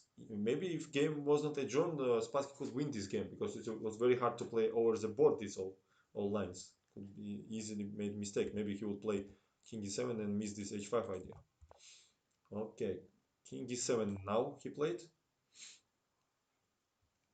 Queen f8 check, king f6.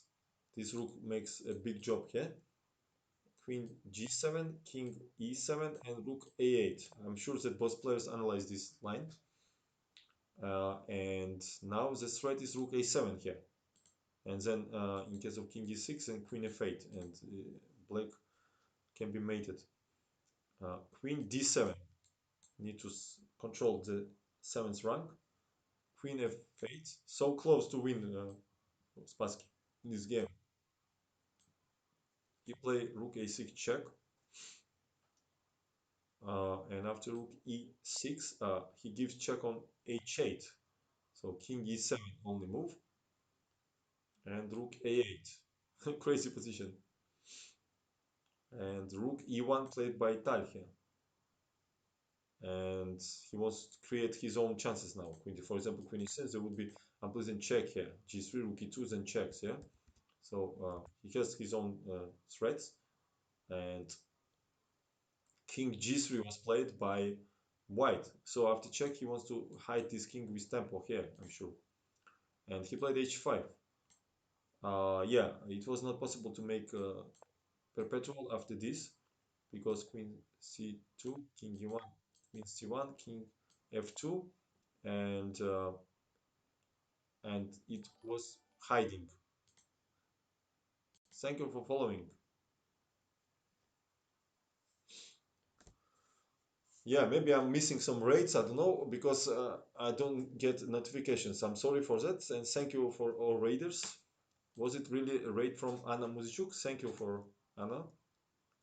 Anna, are you in our chat or not?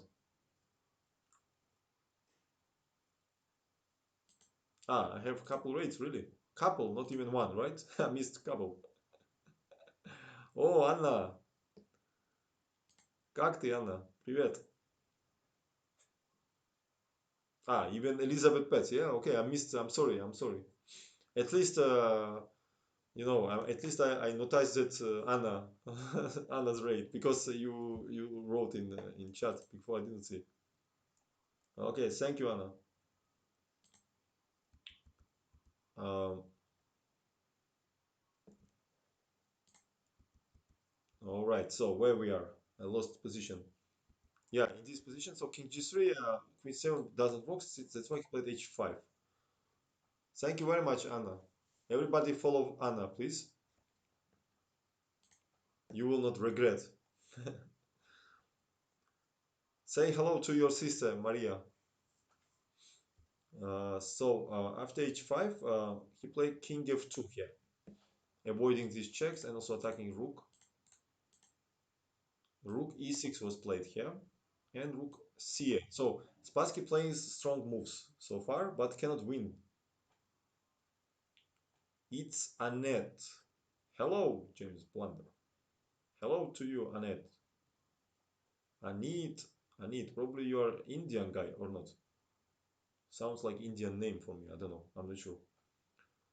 Uh, after this move, queen is completely uh, tied. Ah, you're from Sri Lanka. Okay, okay. Sri Lanka. I think in Sri Lanka you also play cricket quite good, I think. Yes, Sri Lanka has cricket team. And also your tea. Tea is famous from Sri Lanka, I guess. Uh, Now queen d6 loses after check and take this queen.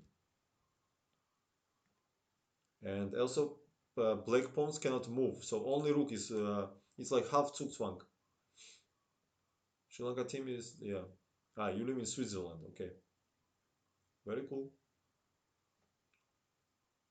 And also, for example, rook 6 doesn't work in these positions. So both plays, especially black, has to be very precisely.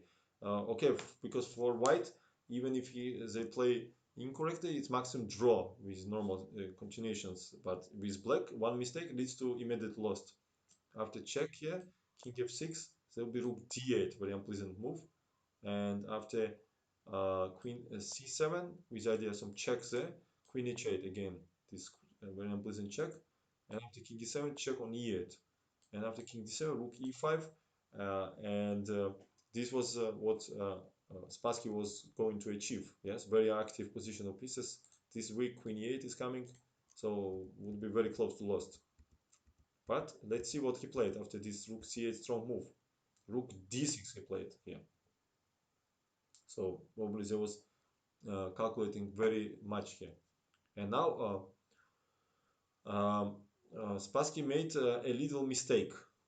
Queen f8 check here. And now it was time to play g4 here. It was analysis of Chekhov here. The g4 was very strong move. And now rook e6 is losing because of g5 uh, and control this f6 square. And in case of rook c6, check on f8, king e6, check on e8, only move king f5, check on, not check, just rook e7, attacking the queen, attacking this pawn. In case of check on c2, king g3. And after queen d6 only move, rook e5 check, and this queen is lost. He has to take on d. Uh, After g4, AG doesn't change the evaluation of position. After queen f8 check, king f6 and fg here, using that this pawn untouchable duo of queen d6. And in case of rook e6 here, rook c3. This was the idea that white uses that there is no more pawn on f3. They can attack from third rank. And after rook e4, there would be check on f3, king e6, and then g5. And black is in trouble because they cannot defend against rook f6 here. And for example, on 60 move,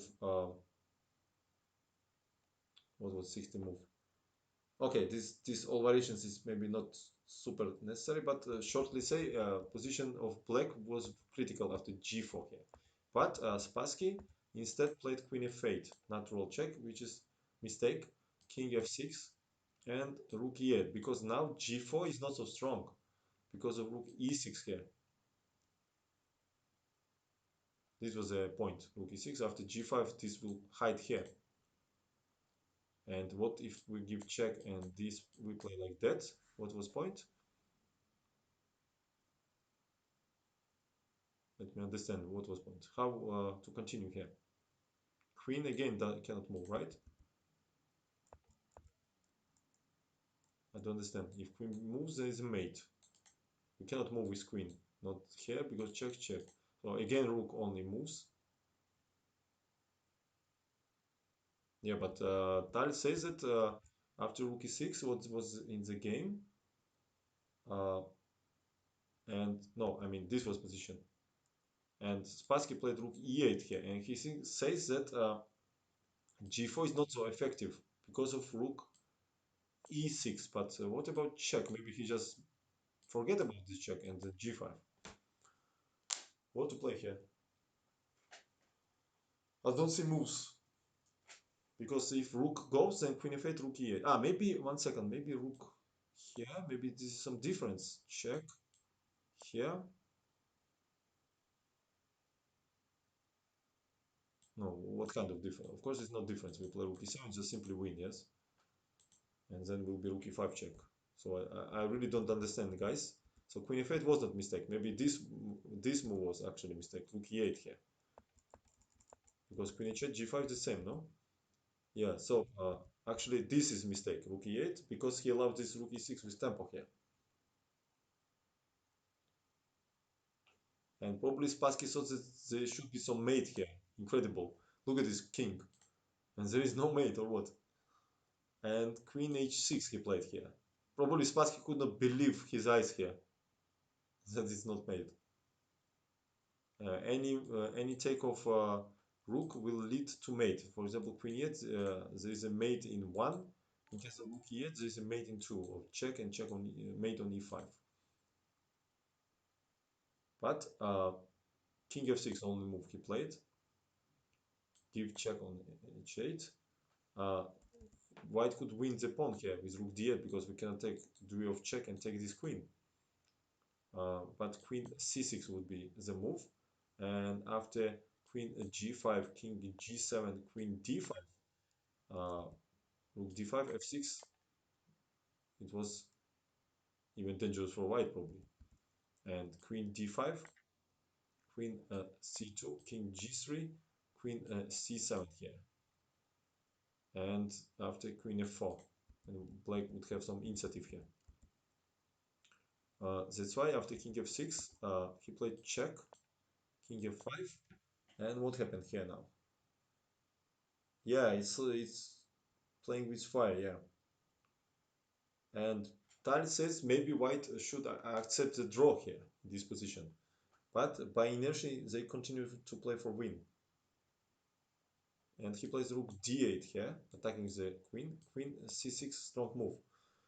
Uh, and now black already threatening checks on c2 and c7, at least. And rook c8, mistake. And white should be more care about this king, play king g3. But they play rook c8 and queen a6. And suddenly Tal is taking over now. And king g3 in this position leads to check on d6. And king h3. Uh, in case of king f2, there would be very unpleasant move queen b4 with mate in one idea.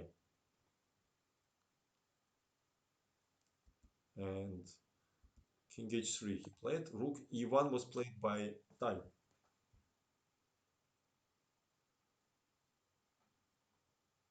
And now Tal says, uh, uh, first of all, Spassky played g3 to defend of this mate. Tal says that g4, not possible because ag, fg, king f4 here. And after queen h4, queen h6 check, king e4 here. And after rook e8 check, king f3, and this attacked, and then mate on g3 here. But g4 actually was good move instead. Instead of queen h6 check here, was rook c3 immediately strong move, controlling this rank. And now white threatening queen h6 here.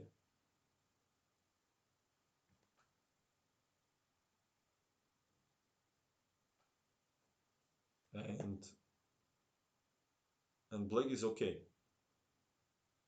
For example, king e6, there would be king e4, there would be queen e8 check here. And after queen e6, queen b8 here. And in case of king d4 and queen b4 check, king e5, it would be rook f3, attacking the rook and also mating idea here. And in case of rook e4, then queen ba check, king d4, and queen b4 withdraw, and so on. But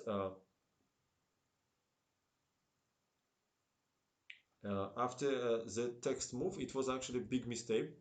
Yeah, table turn. Uh, yes, yes, Mr. Sabon, exactly.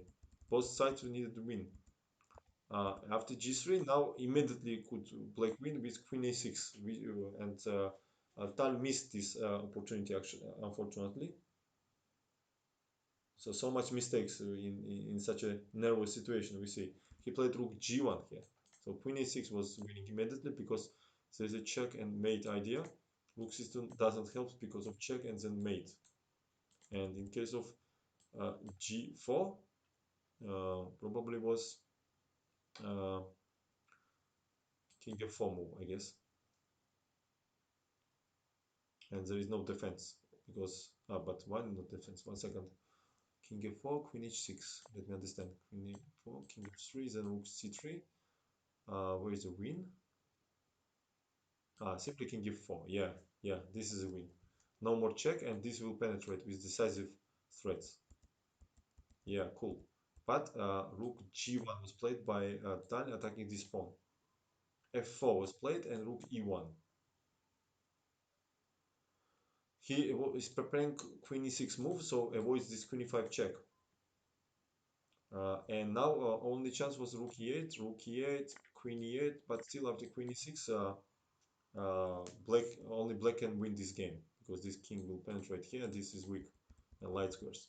But probably Spassky was completely confused, disappointed with this final uh, final continuations of the play, and he played rook c2, queen e6 with either king e4, and rook f2, and another idea rook h1 check using that. Yeah, rook h2 is losing because of king e4 check. Then we simply go with rook on d1 with either rook d2 or rook d4, just lost. And maybe something else here. Maybe also rook h2 is winning actually. King h2 and queen e2 check. King h3 then check, and we penetrate to this square, and then give this check here and take all pawns. That's why he played king g2, but after king g2, queen e4 check, rook f3, and king g4, attacking this rook. After queen c8 check, f5, and white resign here because after queen c3, there is a strong move f1, attacking the rook. And after this, it leads to winning pawn and game. Yeah, this was cool game. First, Tal played in opening middle game very well. Then he played few inaccuracies and give very big chances for white from out of nowhere. And then Spassky did not could not convert it, could not believe his eyes, and he lost his pass. G4 was very strong idea.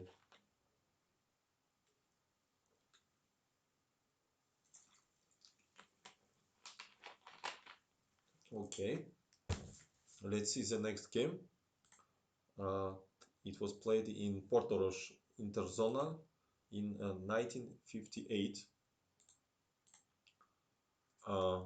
Tal plays against Panno. Let me put it. Panno, Portorož Interzona.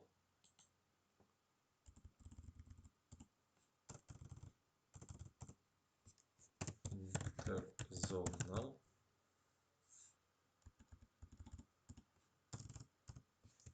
Portorož. I guess it's like that. I'm not sure, but okay, I will leave it like this.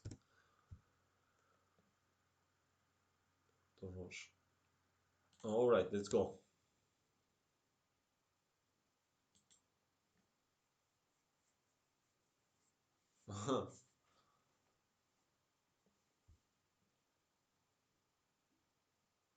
Hello, Mr. But one question. Do you compete at Title Tuesday? What do you mean? Do I complete the Title Tuesday? Of course I play, but it's actually uh, on 25th of October. So today, what is the date today? 22. In 3 days will be very cool event. Speed Chess Grand Prix Invitational. So 16 players will play knockout system, and one player advanced to the final, which will be held on 26th of October on Chess.com.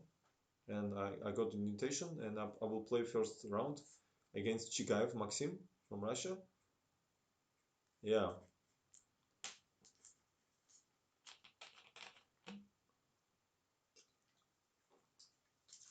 the very strong players are invited. Yeah, I'm gonna stream it, and I asked the Chess.com support if I can stream, and I'm waiting the answer. And I guess if they allow, it will be limited chat to avoid some evaluations and moves. And probably I will put. I asked them if I can put some subscribers only chat, because when subscribers are adequate people, there is not somebody, some hater or somebody from outside who can come and write some moves, and then I can be banned because of that. So I will fix it if it will work. If they tell me that it's not possible, then I will not stream, of course. Okay, let's go. E4 was played by Tal here. E5, knight f3, knight c6, bishop b5.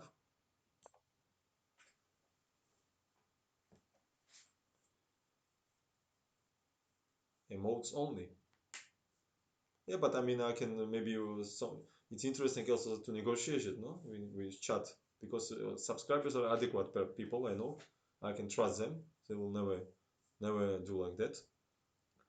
Okay, I asked, and if they allow, allow. If not, then I will put only emotes. Maybe it's only emotes possible. I don't know. And I'm not sure I have emotes or not at all. I'm not sure that I'm allow them. Maybe it will be just nothing, just silence. No words, no emotes, nothing.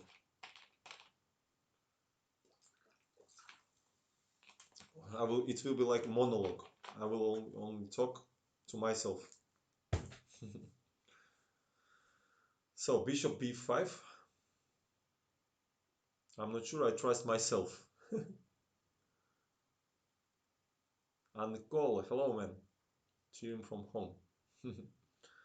All right, let's go, guys. A6, bishop a4, knight f6, castle, bishop e7, rook e1, b5, bishop b3, d6, the classical Spanish again, h3, and we seen a game against Geller. He played knight a5 and c5, and this time knight d7 was played by Pano, d4 and knight b6.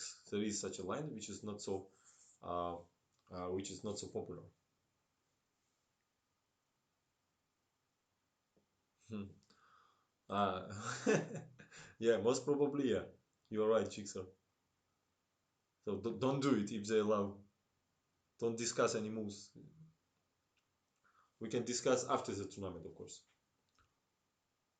Uh, so this is the opening system which was implemented by Bulgarian players. So idea of the black, they want to create immediately counterplay on the queen side. For example, in the case of natural knight d4, knight d2, ed, cd, d5 is the idea. And black has good play here. Yeah? In case of e5, they will get this square. In case of d and knight e5, knight e5, d, queen h5, queen d6 also does not promise anything to white. It was played in same tournament, Porto Roche, between Fischer with white against Tal. So first, I don't know who was first. Maybe Tal. Maybe it was later played. Tal repeated probably like Pano, and he played. He got no problems here. Thank you for following.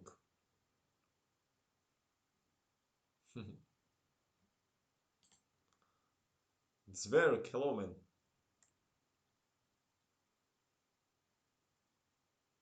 No, I mean, but in general, if you post moves and evaluations in my chat, you understand that I will have problems. So if you don't wanna make problems to me, Or at least if you want to make problems to me, tell me in advance. Yeah, we can discuss this. Don't surprise me during the play, please. MCU, hello. Are you saying that now India and China have better young chess players than Russia or ex-Soviet countries? No, I don't think so. Absolutely. I don't know if better players, but very strong for sure. Because chess level increased everywhere.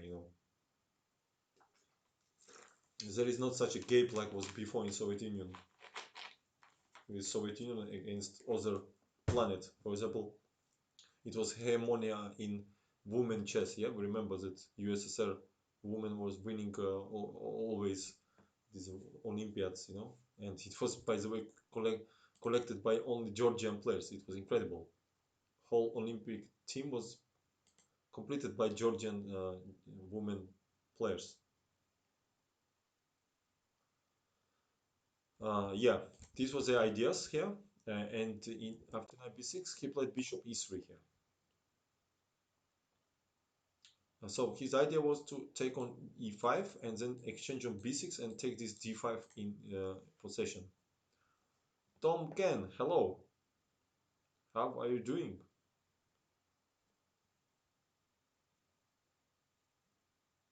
So ed was played by Pano, cd, and knight f5. This is stronger than d5, Tal says. It was played between Tal versus Antoshin in 24th USSR Championship in Moscow 1957. After d5, knight c3, d, knight e4, white had a strong initiative in that game. That's why Pano plays knight e5. White is keeping bishop on the board, and c5. e5 was played by. Thank you very much, Tom Ken. Um, and Tal thinks this is probably only move which uh, goes against Black's plan. For example, after knight c3, knight c4, bishop c1, there would be cd, knight d4, bishop f6 with very comfortable play. Yes, this knight controls important square. Knight annoys white. Also, this bishop very nice here. Or in case of dc here, dc, queen d8, rook d8, and b4. Using this pin, knight b7, protecting this pawn. Black is absolutely fine. And after text move, Pano was thinking about 1 hour here. Can you imagine? Manticha, hello. Zerowitz. Why they don't play that line nowadays? I don't know because I'm not big expert of this with black or white. I'm not playing. Probably you can find out the answers in some games or annotations. Let's see this game. Maybe this is the answer. And d e5. After long calculations, Pano finds good move. Thank you for following Test Viking. And here was few traps. Uh, this was as a very tempting here, attacking bishop and pawn, but ed was the idea, queen d6. And this was the point of white play, bishop g5, using this rook, attacking this bishop, and it was very hard to play for black here, because bishop g5 leads to knight g5 and attack on the king side. In case of f6, there would be queen d3, I guess. Unpleasant move, g6 and bishop h6.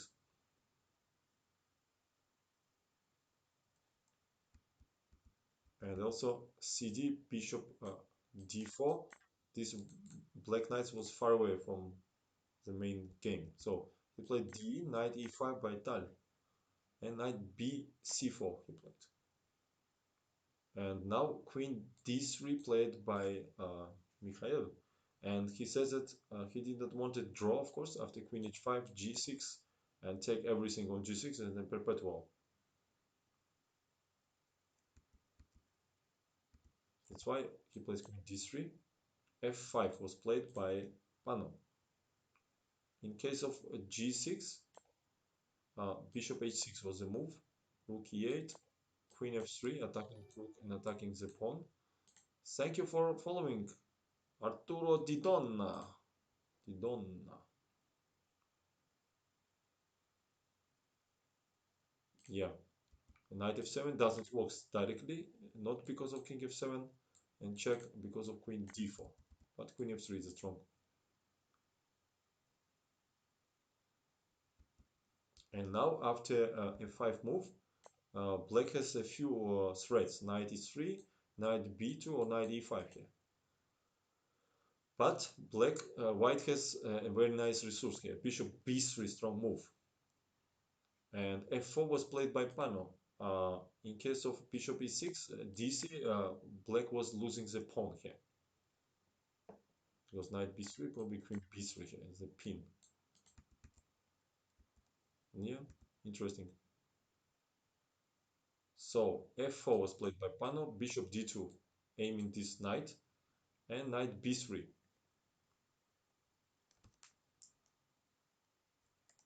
Um, Tal became a champion when he was 23 years old, 1960, before, because he is number 8 world champion.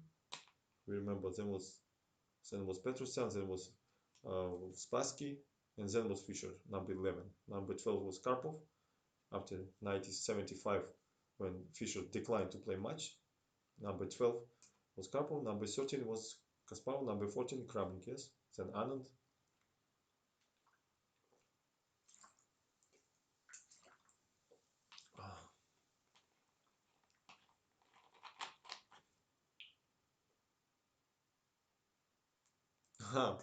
Yeah, Arturo Didona, yeah, you remember?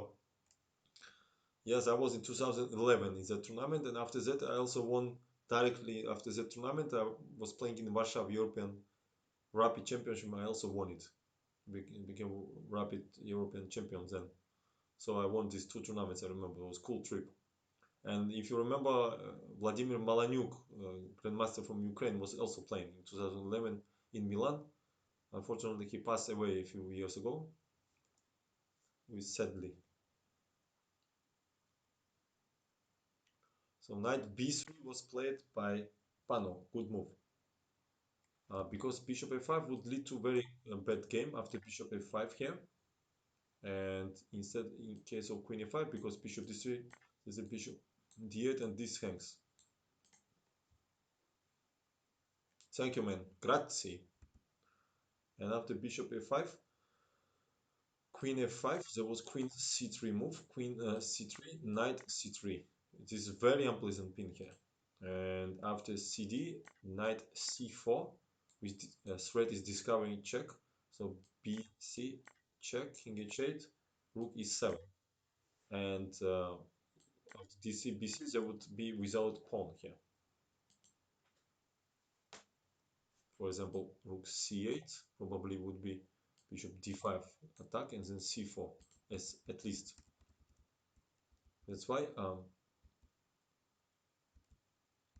he take knight, he take bishop on b3. And now Tal played very interesting move, knight c6 here, because from first sight queen b3 looks okay, but there was bishop f6, unpleasant move, knight c4 bc, queen c4 and king h8, using the this is pin here, and it's difficult to do something for white. And that's why he decides to go to the combination. So knight c6 attacking the queen, attacking the knight. Also, this is under attack. So knight a1. Pano accepts the challenge. Knight d8. He did not have much choice, by the way. Bishop f5, attacking the queen, and he wants to take with rook or with bishop here. Queen f3, attacking a rook, and forcing rook d8. Rook e7. We see how precisely both sides are calculating here. and bishop b1. So far, black has two rooks, white has one rook. So one rook, then bishop bishop. So rook and two knights for queen. But one knight is far away from the game, and also white to move here. Mega Zaika, hello, hello, Mega Zaika. Mega Zaika, hard to believe that boy could take such a name. Ты девушка, да?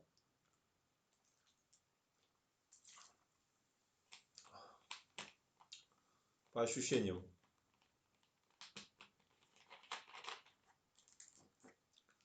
But why Mega? Why Mega Zaika? This is the question. Just Zaika is not enough, or it was... мужчина 42. You are a big fan of Ну, погоди, maybe, yeah? Мега Зайка. Окей, круто. Welcome, как говорится. Наше сообщество. Мега Зайка. Okay, so rook d8 and rook e7, queen, bishop b1, and bishop f4. This was Tal needed to calculate when he was going knight c6. And now he uses it, these pieces far away from the king, these two knights, and he can attack this square, like queen g3 and bishop h6. Let's see what happens. Rook d4 was played by Pano. In case of cd, uh, there was b3 move here, and after knight e3, queen g4, unpleasant move here. Gropfish, thank you for following. Gropfish, maybe you are a big fan of big fish. Vladimir Fedoseev fan. You should be a fan of Fedoseev if you are Gropfish, right? And after b3, bishop g6 was interesting move. bc and d3 using this strong pawn. And also bishop closed this uh, file to be attack on g7. But anyway, queen g3, strong move. And d2 by black, because rook f4 doesn't work here. To of queen f4, d2 and rook g7 check. And in case of king g7, we give check, take the rook, and also take this pawn. In case of king h8, what would happen here in case of king h8? Probably rook d7 maybe. d7 we cannot take because of mate, and after d1 check, we take king h2, mate is a threat, so probably king g8, but this pawn is going forward. It's hard to stop it. Knight is far, bishop cannot take this, so we just push it. Yeah, it will be quite dangerous. Um, but instead of that, d2 is interesting. Bishop d2, rook d2. And queen e5 is attempting, but even stronger to play queen c3, attacking the rook. Here, pawn and knight. And after check on the move, king h2, bishop f7, then c5, and this queen supports this advance of this pawn.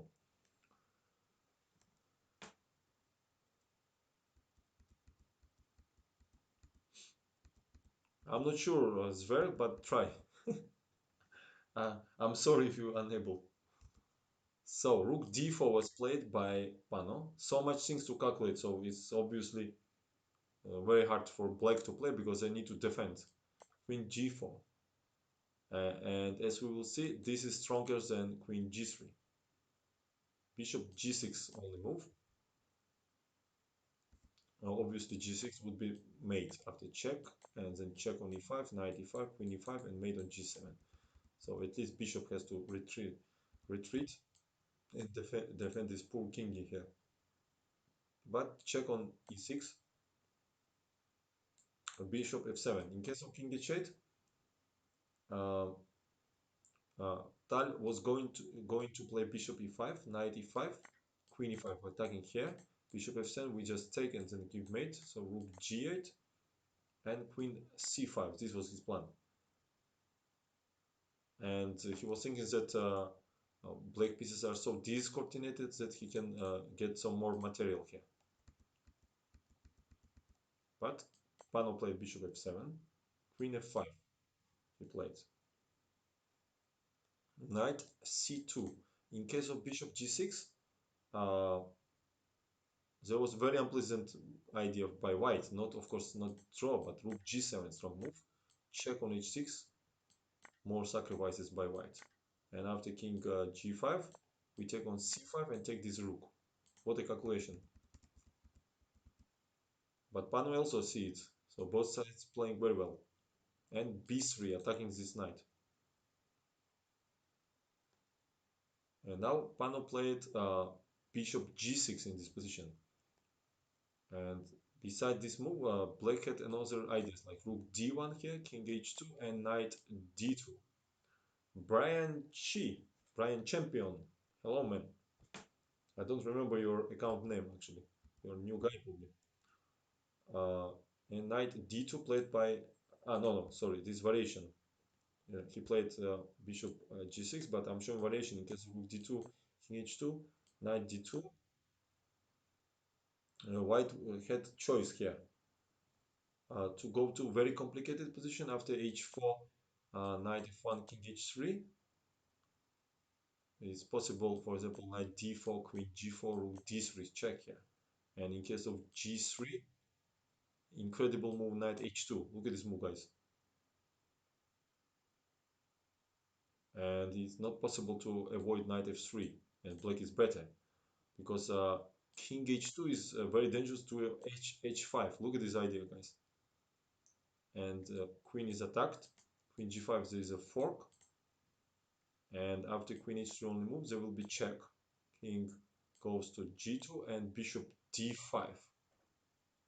So it's just terrible position for white, yes? Or suddenly they from attacking side, they became defensive side and they cannot defend here because black already has enough compensation and plus this light square is so weak. So discovery checks, queen is very passive. So yeah, very beautiful idea. John Twitch, hello man. How are you doing? Thank you for your comments. Yeah, so this was very risky. Probably he would simply go instead of h4 onto this line and queen c5. And still, probably white's position is more promising here because pieces are too far from each other, discoordinated.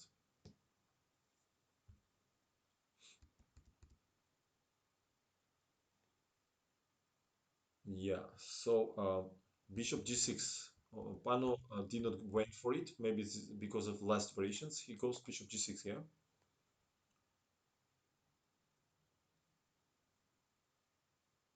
But maybe he just blunder or what? No, he didn't blunder. He just go for it. Because the same combination, what he made now, it not works fully because after queen c5, this knight protects. You remember the previous variation when rook was hanging. That's why Pano go for this, and he played bc here.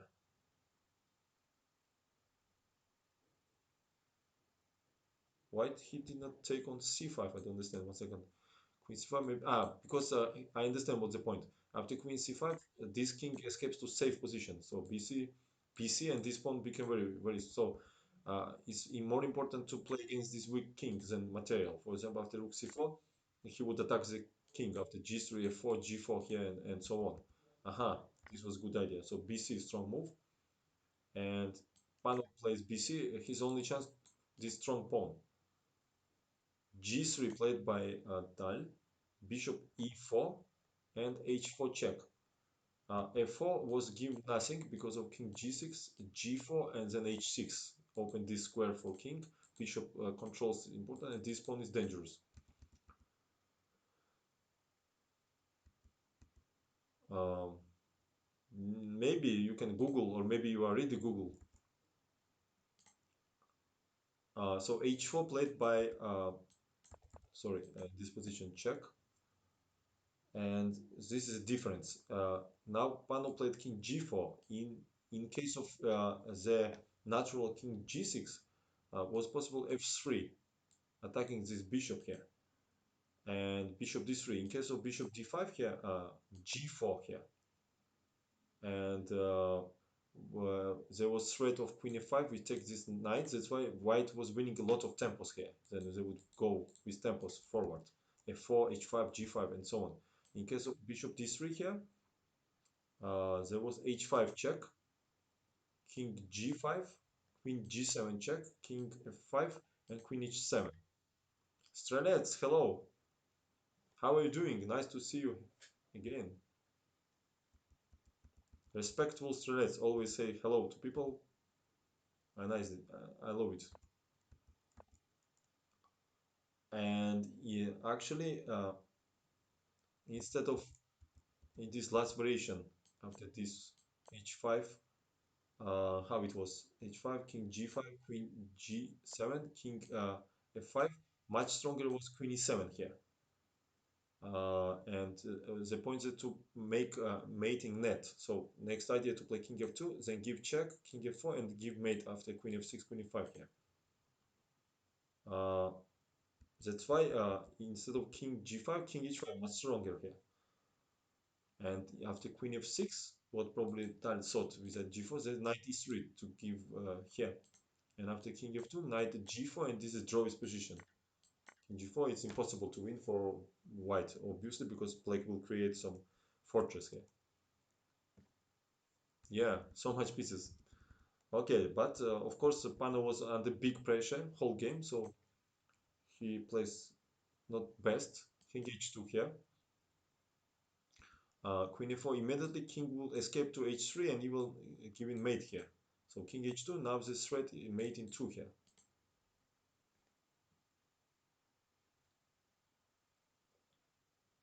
Yeah, attempt to self-mate, yeah. Bishop f5, strong move. We see that Pano plays so well this game. And he had a strong side note, but he's finding best moves. For example, if black would retreat here to protect this square, then they would lost immediately after f3 check here. Only move bishop f3 because king h5 leads to mate in 2 here, and after bishop f3 there would be mate in 3. 1, 2, and 3. Beautiful variation. But Pano c bishop f5 and queen f6 played by Tal. Uh, because f3, king f3, queen f5 was not convincing, because they risk even to lose this game after king e3, using that queen c2 not possible, do a rook d2 check, and after queen h7 simply play c3, and maybe black winning here because this king will somehow hide somewhere on b2, then knight b4, c2, and this pawn are too far. I'm not sure winning or not, but have chances. Arpicordi, hello, how are you doing? That's why Tal plays queen f6 without a queen g5 checks. How many games did I miss? I think you missed 4 games. This is number 5. h6 was played to control this square. Queen e5 was played by Tal. Rook e4. Queen g7 check. What a complex game. Incredible variations here. And check on c3. Knight e3 played by Pano. And this is not bad, but more easy was to play king f2 here. Queen c2, king f3, and this is drawish position. Because rook e2 is a threat, and probably after check, king g4, is white has to be careful, but it will be draw.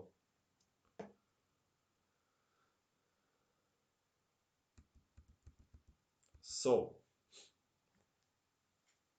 check on c3, knight e3.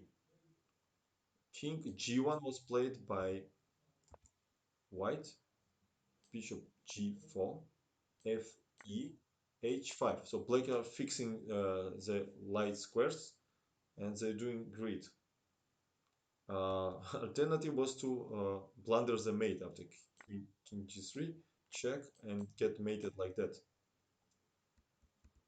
Or lost the rook after rook e3, queen f6 check, king e2, queen f1 check, king d2, queen f4, attacking here, and after h5, king f2, and losing this rook.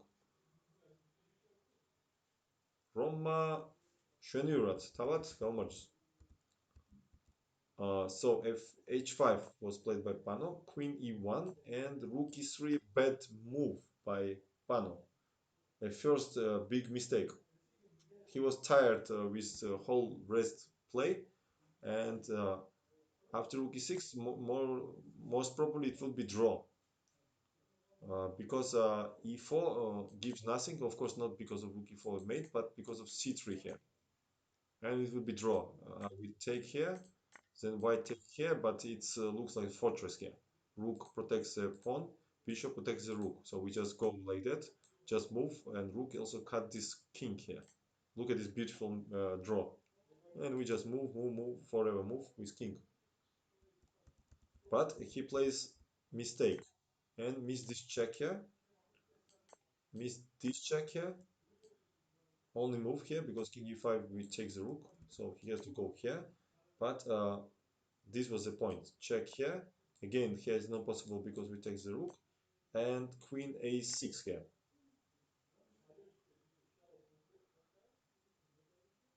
And king d4 was played here. Uh, uh, Game was adjourned, and Tal says that he was analyzing rook g3 line here and rook d3.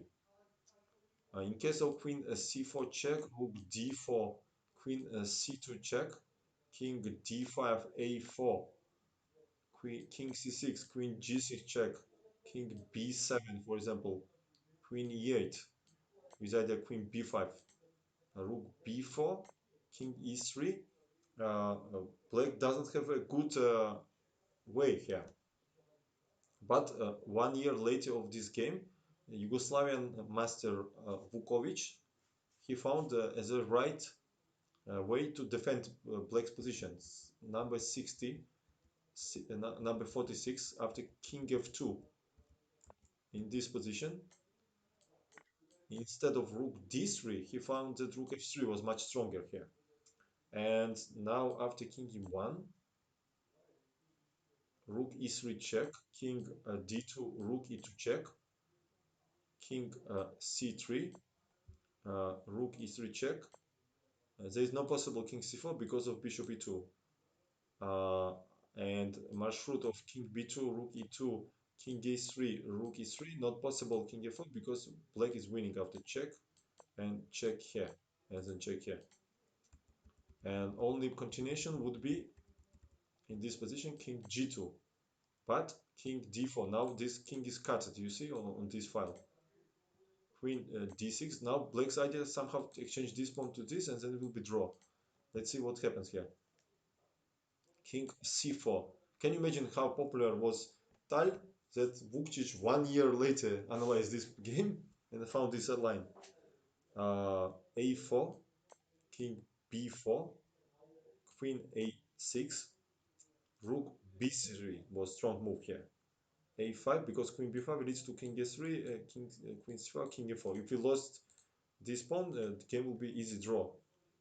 But a5, so last chance to push it. But c4, queen b6, more or less forced variation. King a4 attacking the queen, only move on c7. Because queen a7 doesn't work, duel of c3. And after a6, there is a very strong check on f3. Look at this check.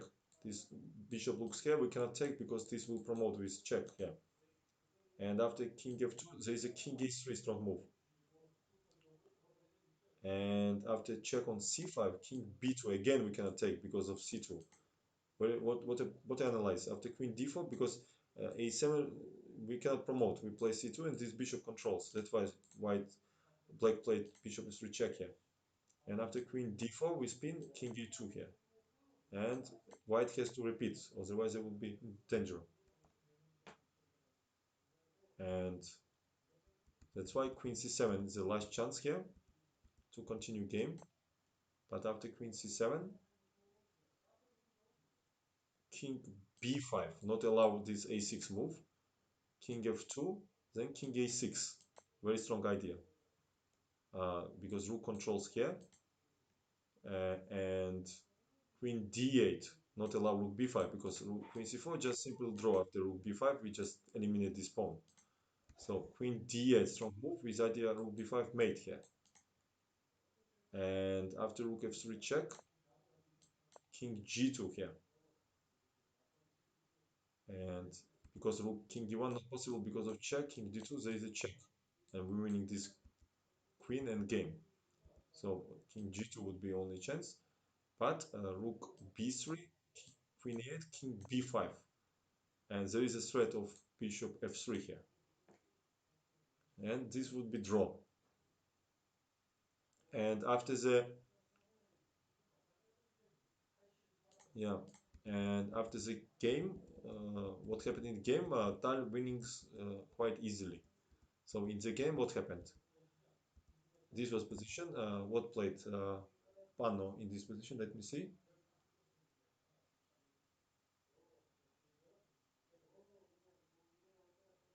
He did not take. He did not take on g3 here. He played king d4 because he thought probably that it's waste of time to take on g3. And queen d6 here. So this pawn is also on the board. King c4 and a4 was played by Tal.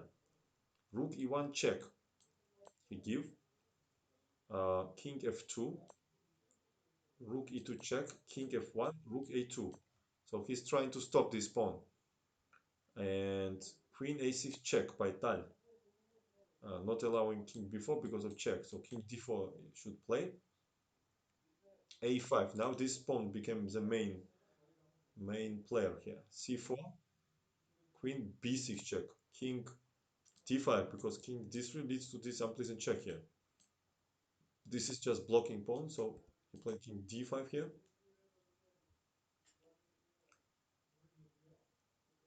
And he pushed the pawn. Again, c3 not possible because of check and win the queen, win the rook, so check. Now this king will become active. King f2, c3, and a7. To compare that Vukovic variations, then bishop should be here and king somewhere here. But now it's completely different situation. He played c2 and check on b3, king d6 because on black squares it would be check on c3 or b2 and take this rook. So only move is king d6 here and check on d3. And Pano resigned here. So pity for him. He played so well because they're losing this pawn. And they cannot eliminate this. For example, after king e7, we take queen c2, rook a7, then will be check on h7, and we take on a7. Instead of king e6, queen c2, and after rook a7 will be queen e4 check, and whatever black plays, they lose the rook. If we go here, there will be check. If we go here, we give check on d4 and eliminate here. Yeah, this was a very complex game, very nice game.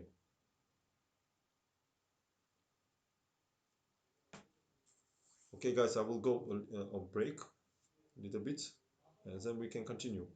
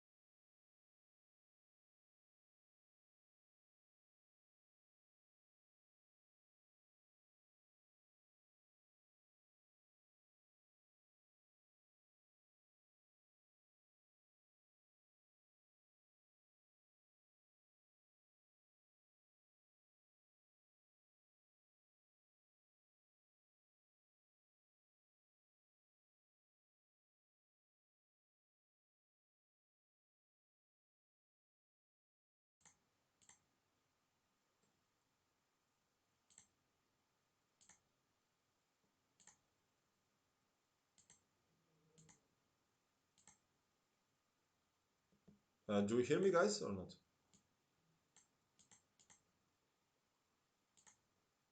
Oh, what the hell? Something. Ah, okay, Jesus does. Yeah. Okay, let's continue to watch some crazy games. I'm so greedy to see it. So E4 was played in this game. It was 26 USSR Championship.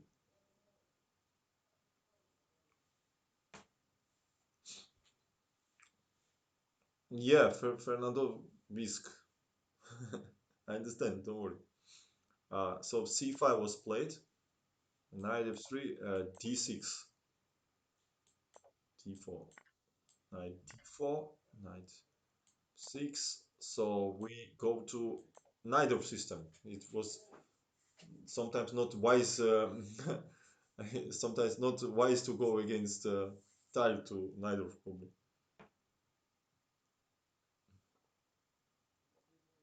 I can bench 500. What? I don't understand. Bot, bot and glass. Can you explain me? My English not so good. Johannes, thank you for following. Welcome.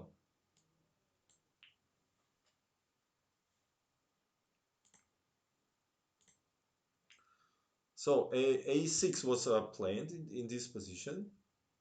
Uh, this is called Neither system, and Polugavsky also wrote a book about one of the lines. So obviously he's not afraid to go for it. Bishop G5, Knight D7.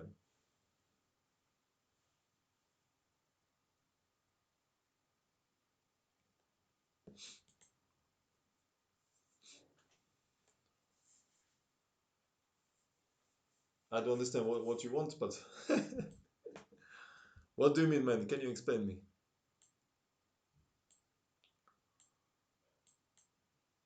D7, Bishop C4. Yeah. So in this position, E6 also very popular, and after F4, there is a different lines like knight B7 or queen B6, which leads sacrifice on D2. Yeah, Polgavsky, of course, was very strong. But knight D7 also very popular. There's different ways by white. So bishop C4, one of the main. Uh, White develop pieces. Queen F5, queen D2, protecting the bishop. E6, and he made short castles. Johannes, thank you very much. I guess Johannes, maybe are you from Scandi country or not? Could can be from Scandi country. I don't know. Sweden, Denmark, maybe Norway. Maybe I'm wrong. uh, oh, Austria. Okay. Usually white was playing long castle in this line. Thank you for following Cabablanca here. But black started to play very well against long castle. And this was a more rare case. This and it was used in only few games, and it was successful for white. And the idea that in case of b5, they try to um, create counterplay on queen side. There was usually bishop d5, this strong move here. And after ed, idea was knight c6, attacking the queen. And in case of queen b6, there was ed, and white had a strong initiative here in these few games before. And this is completely safe, and his vis-a-vis is in real danger here. And so Bulgaevsky probably knew this move, so he played bishop e7, more safe. Bent Larsen against um, Tal in Portorož tournament, interzonal 1958. He played h6 was without success. After bishop h4, bishop e7, rook a d1, knight e5 was in that game, and bishop b3. And now he played g5 here. But after bishop g3, bishop d7, f4, we see that Tal is opening position, so king will be stuck over here or go to some danger position. Gf, bishop f4, attacking also here. Thank you for following, Carlos Andres. Uh, Bishop f4 and knight h5, played bad move by Larsen here. And after bishop e5, the point that he could not take here because of knight e6, I guess. Maybe not. 1 second. After knight e6, he can take bishop e6 and not take because of mate, but he can play queen b6 probably, which leads to unclear what to do after this. So after d, maybe Tal want to play knight e5. Aha, this move was, yeah, and attacking here. I guess so. But uh, Larsen took on e5 with queen, and after king h1, knight f6, knight f3, and queen h5, white opened the center with e5 here. And after d, knight e4. This was happened in the game. So Polugevsky definitely knew this game, and that's why he played bishop e7 here. Directly, I mean. Rook a1, time plays like analogy to that previous game, and knight c5 by Polugevsky, because castle was bet due of knight d5 using the this is hanging, and this will be with check here. All hopes for Polugevsky was this move in text, uh, but it shows that black not achieve the whole equality after this. So rook e if e1. Again, castle not possible, no, knight d5, so bishop d7 and a3. This simple move uh, shows that black has trouble here because they cannot keep these pieces on the queen side, so they should retreat because of due of b4 is the threat, queen c7. Black, for example, could go to endgame after knight e4 here, but after knight e4, queen d2, bishop d2, because knight d2 leads to bishop g5, or rook d2 to knight e4 and then bishop g5. But bishop d2, knight e4, rook e4, d5 fork, bishop d5 ed, and rook e2 is either bishop b4, and after king f8, anyway, after bishop b4, bishop b4, ab, white would have advantage in this endgame because of strong knights, isolated pawn, so 100 moves suffering here. Obviously, Polugevsky did not go for it. He goes queen c7. And thank you for following. b4 was played by Tal, distracting this knight. Knight a4, played by Polugevsky. Also was possible knight e4 here. Knight e4, queen c4, and knight f5. And actually, instead knight f5, even stronger to take bishop f6 here. And after gf, because bishop f6 leads to fork, and then knight f5. And now this is hangs. ef not possible because knight d6 and there is a pin. Queen c7 is the only move. And after knight d6, knight d6, king d7, knight f5 check, king d8, rook e4, and black has serious troubles because this is threat. Rook d4, very strong. Chess Patzer, hello. How are you doing, JT? Tal was very talented. Yeah, some kind of piece of talent he had definitely. Uh, Instead of knight fe4, also was interesting rook c8 here, but also doesn't work because of b6, queen c5 attacking bishop and this knight in case of retreat, but e5 here. Strong move, attacking the knight. De is a bet, I guess, because of knight b3, attacking the queen, and bishop f6 here, attacking this bishop. That's why after e5, queen c4 would be only move, but ef, gf with tempo, then knight e4 again, fg and knight f5. Analogy to previous variations, again, black's position is very extremely dangerous here. These two knights are smashing black's position. That's why Polugevsky played knight a4 simply. This puts after this begins crazy complications here. Paul Mazzolini, Bulgarski books are the best. Yes, he has very cool book. Very good, dude. Finally over whatever illness I had. The poor guys who follow me will finally get a stream from me this weekend. Very nice to hear, man. Glad for you. Yeah, next time it's better to make everyday disinfection, at least 200 grams of whiskey or something strong, Put all 50 grams of cognac in tea, and you will never be sick, believe me. Thank you for following. So, knight a4 was taken. Wine for you, yeah, but wine is not strong. It's more like, it's more for taste, more for pleasure. I also like wine, but that's not disinfection. So, bishop e6, strong move.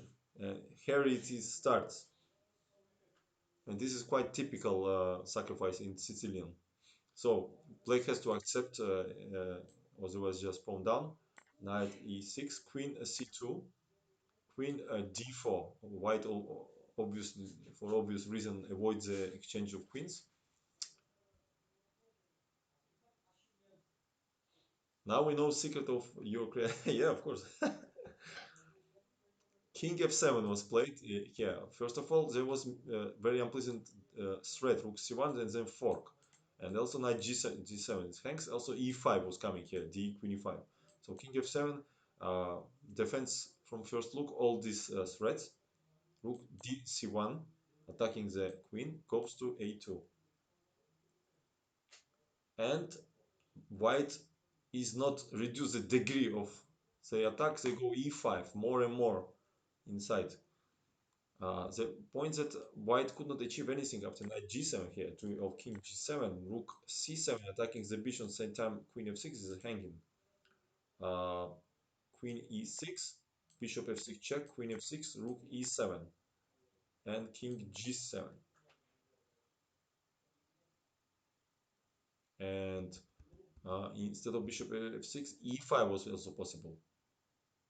And knight d7 would be a very strong move by black in this position. Because king g6 is dangerous, duel of bishop f6, and check on d3. Yeah, this is a crazy position. And in case of king h6 here, there would be uh, queen d2 check. So idea to protect this rook, and in case of king g6, we take here. And in case of bishop g5, f4. And white is crushing black's position here. Black are two strong bishops up, but they cannot defend this position. And after knight d7, strong move, ed check, attacking queen and king same time, there would be bishop f6, strong resource. This is the idea. Look at this crazy position. And after bishop f6, queen f6, rook e7 check, king f8, queen f6, knight f6, rook f7 check, king e8, take on f6, and bishop c6. Uh, White has more or less enough compensation here. Yeah, Tom Ken. That's why Tal, instead of take this pawn and reduce his initiative, he plays e5. D was played by Polgevsky. They would have difficulties in case of queen e6 here because of ef, attacking bishop, attacking the queen with one move. Only move would be bishop f6 here, but bishop f6, queen f6, queen d5 check. Using that king g6 not possible, do of rook e6, forcing to play only move king f8 and queen b7. And also possible rook e6 here. And after rook e8, queen e6. Very difficult position for black because they are undeveloped on king side. White already has what they have two pawns for peace and also attack. And these pawns will become very strong. Yeah, they will be pushed forward. That's why Bulgaevsky wisely decides to eliminate this strong pawn. queen e5 and counter strike on f2. And this move leads to simplification of position, but not to equalize it. Could anyone play like this nowadays? Yes, for sure. For example, Shirov. And uh, for example, the power of centralized pieces of white shows the next variation. In case of queen f2, if Polgoevsky would develop rook h8 with either king g8, unfortunately it doesn't work because of bishop f6. Now gf is a huge blunder because of check, then check and mate on g7. Uh, Nothing chat me. Bishop f6 and then rook c7 check here. And in case of king g8, rook g7 and winning.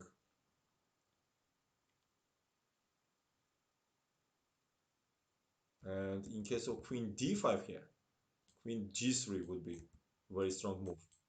With idea bishop f6, rook 7, also knight same. But actually the best move was rook ac8, and it's not so easy to find something real here for white.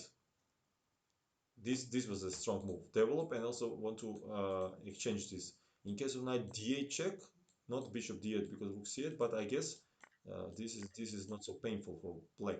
Not so easy to find what to do next. But okay, this in analyze everybody is strong with analyze, but during the over the board when time is clicking, also you see this maniacal face of Tal in front of you, which has reputation of a great attacker, and it's not afraid to sacrifice 10 pieces to give you mate with one pawn. Of course, not anyone could be cold-blooded here. So queen f2, Polgevsky, king f2 and knight g4. He wants to simply get position. King g1. Yeah, also smoke. Yeah, yeah. In that time they were smoking.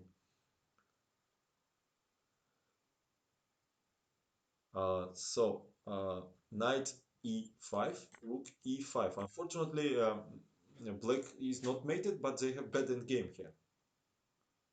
Bishop g5 is the best move here. In case of rook c8, would be rook f1 check, unpleasant. Bishop f6, and then knight g7 with immediate win, because king g7 we just take with bishop here and then take this rook.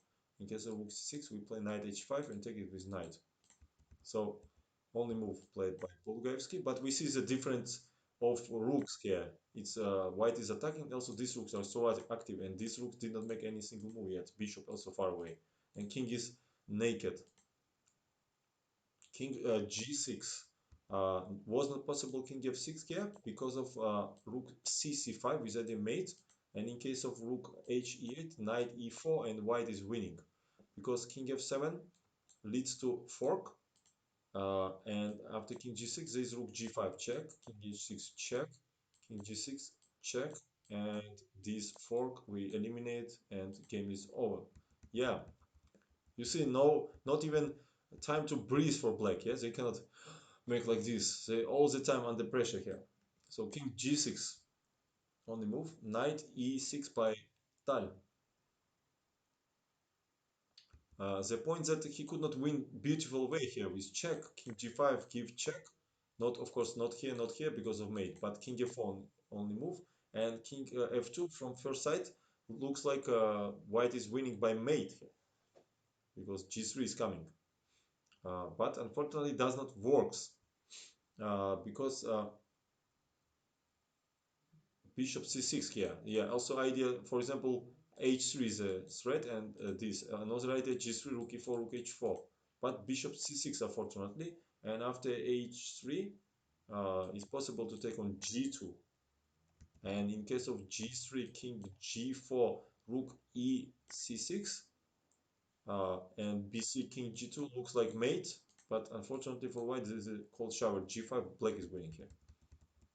But enough beautiful variations in this game. Knight e6, a strong move and nice position for knight. Also this is coming, these checks are coming, so very bad position. Rook h8, rook e3 was played by Tal. He wants to continue punch this king. He plays rook c8, too late. Rook cf1, not allowed escape king for here. Bishop b5, attacking this rook. Rook g3 check, king h6 only move, not allow knight g7 with check. And knight g7 anyway. And now rook f8 played by Polugavsky. What was mistake? Bishop f1 was last chance here, and after knight e8, rook e8, king f1. It's of course probably winning objectively, but unfortunately for Polugavsky it's even worse what he did because okay, this should be winning because pawn up. Also, this rook cuts this king, and the king probably slowly goes up, and then this rook sooner or later will attack these pawns. Should be winning. Capablanca here, are you playing the SCC qualifier? Yes, on 25th of October in 3 days I will play knockout between 16 players. I play first stage 1-8 or quarter final. I will play against Maxim Chigaev, Russian grandmaster and my friend. Yeah. So rook g3 check, and after knight g7 he played rook f8. What was worse decision? And rook f e1, strong move, attacking rook e6 with mate. Rook f6, uh, bishop d7, h3, and rook f7 blunder would lead to mate after rook e4 and mate here.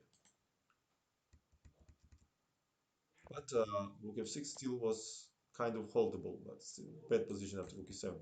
He played immediately rook f6, h3, and rook c2, bad move by Polugavsky.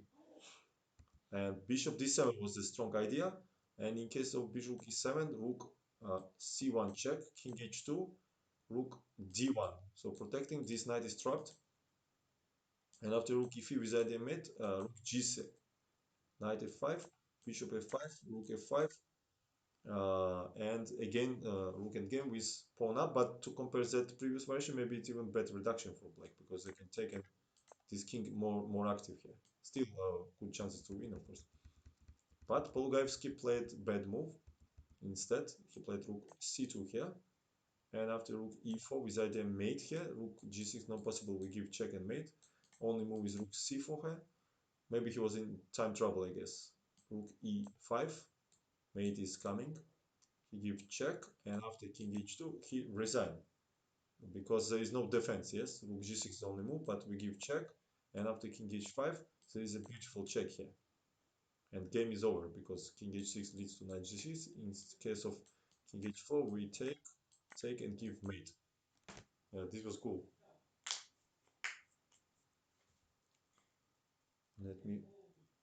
Let's see another games.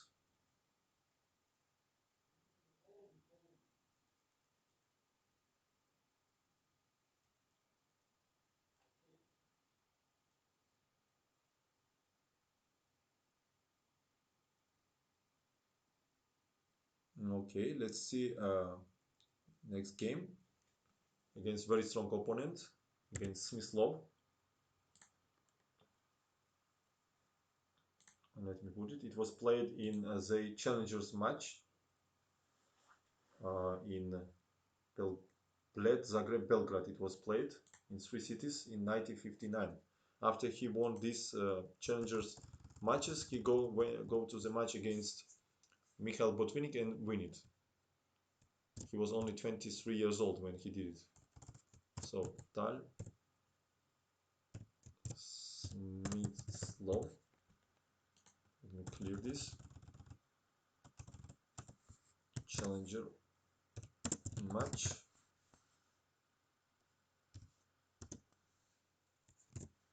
Okay, I will just put Yugoslavia.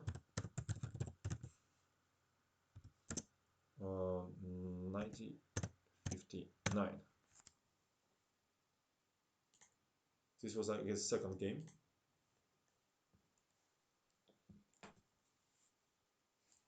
So e4 was played, c6 by Smyslov, and d3 played, yeah, Yugoslavia. Yugoslavia. Okay, 1 second, let me Okay, now it's not exist such a country, but in that period it was like this. And thank you for following. So D3 was played. Yugoslavia is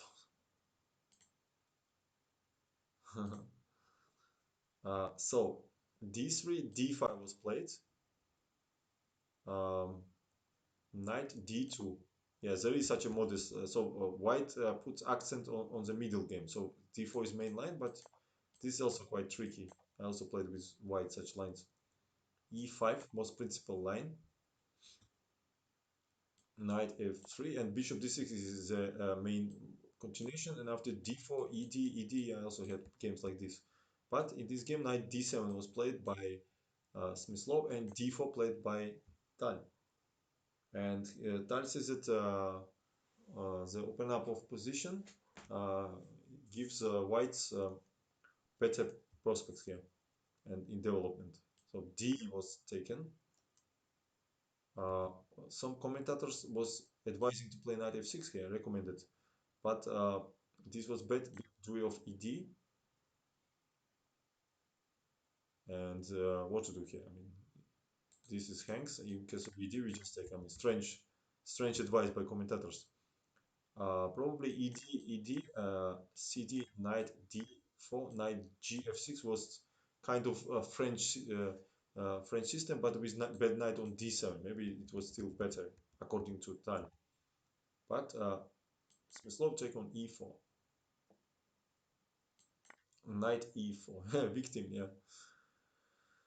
Ed was taken by Smyslov and queen d4, using that this pawn is here and knight cannot attack. And this queen is so nice place. Yes, it's putting pressure on king side. Also d6 is controlled. Bishop can come here. Then long castle. So white has better development. He also was considering queen e2 move here, with idea to give double mate. And something like this he was thinking about. Bishop e7, then check on d6, king f8. And it was not clear for him if compensation is enough. And also was interesting bishop e7 here. Bishop g5, then take on g5, knight d6, king f8, knight g5. Using that queen g5, not possible to have mate. And knight h6, protecting d square. And knight df7 with idea take fork. But here queen f5 was the move. Interesting. Bishop c4 was also he was considering, but knight b6 a strong reply, attacking the bishop. And in case of take on f7 and check on e5, there would be king e8. The queen h5, g6 here. And after knight g6, ag, queen g6, king d7, it would be draw. Crazy draw here. Queen f5 and then king 7 not possible because of check. But black simply goes like that and it will be draw. But he played the objectively strongest continuation, queen d4, I guess. Thank you for cheering. Appreciate it. Queen d4 was played in this position. Knight f6 was played. Bishop g5. Bishop e7 and long castle. We see that white pieces are developing much faster here and much more active. But he says that he's not so convinced that this was the best continuation. Uh, he says that much, maybe even stronger was at knight d6, take on d6, and queen e7, take, and long castle. Yeah, definitely with Smyslov, if he would be white, he would go for this endgame with pair of bishops and just better position. And it's very hard to neutralize this advantage of the bishops in open position, especially when king is so weak, and also rook has to go rook e8, king f8, and lose so much tempos here. Yeah, I don't know why he did not play this. So he played long castle, short castle, Knight d6 now, and queen a5. In press center of this game was recommended to play knight b6, but it's not promised to any uh, like more easy life here for black because of knight c8, rook c8, and queen h4, attacking here and also aiming this square. And after queen c7, bishop d3. Now is a direct threat, taken mate. And after h6, bishop h6. And maybe it was decisive attack. The Red River Trapper, cool name. Do you consider Smysl one of the greatest endgame players ever? Uh, definitely, definitely. Akiba Rubinstein also was very, very strong. Botvinnik was very strong. Petrosyan, a lot of players. ZZZ Chess, hello. It's going perfect. We are watching mikhail games. How are you doing? Yeah, Casablanca, of course. So, Queen f5 was played here by black. Casablanca here. Don't forget Casablanca. How could I forget Casablanca, right? And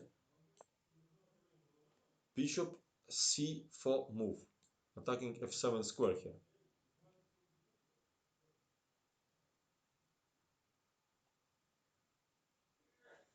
Паду в шахматах количество переходит качество, как в других видах спорта, или нет?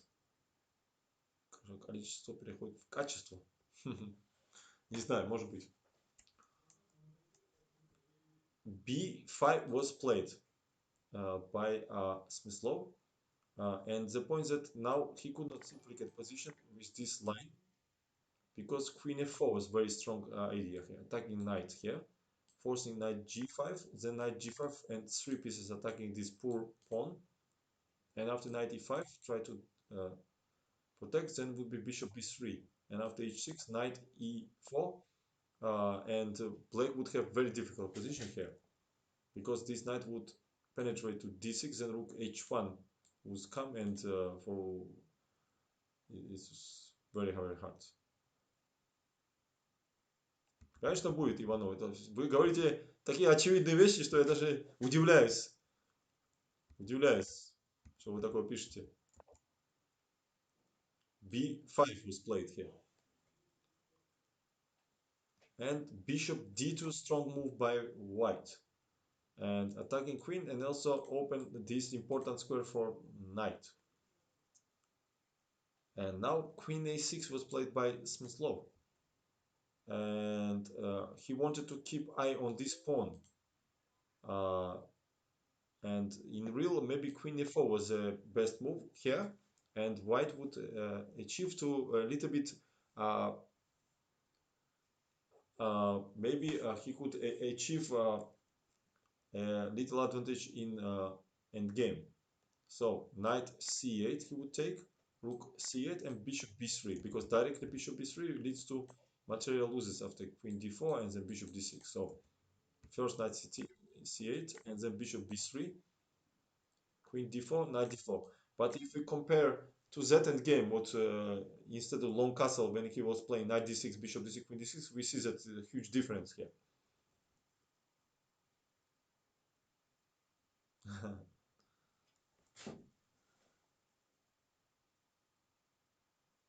For example, on queen c7 here, could be possible bishop f7 check, rook f7, then take everything on f7, check on g5, king g8, rook h e1, attacking this bishop here.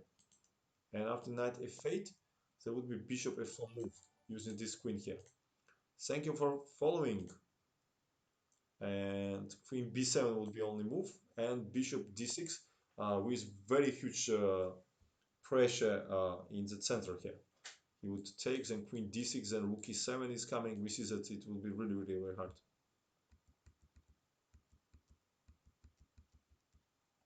But Smyslov, instead of going game, he played queen a6, knight f5, and attacking the bishop here.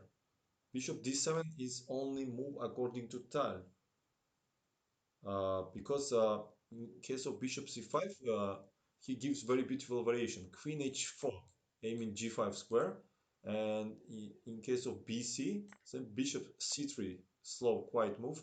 Also open this square for king in case of queen e2. And yes, after queen e2, this was idea. Rook d7, bishop d7, and then knight hc checks. In case of gh, queen f6 and mate there. But in case of king h8, anyway, queen f6. And there is a mate here. It was cool variation. Let's. What happens if black takes like this? Probably queen g5 and there's mate. Yeah, that's mate. Or like Marin Mikhail won. Marin Mikhail won once against, I forget against whom, but he had last position like this, queen h6. Wow, look at this, queen h6 move also. Like, yeah, this is also possible.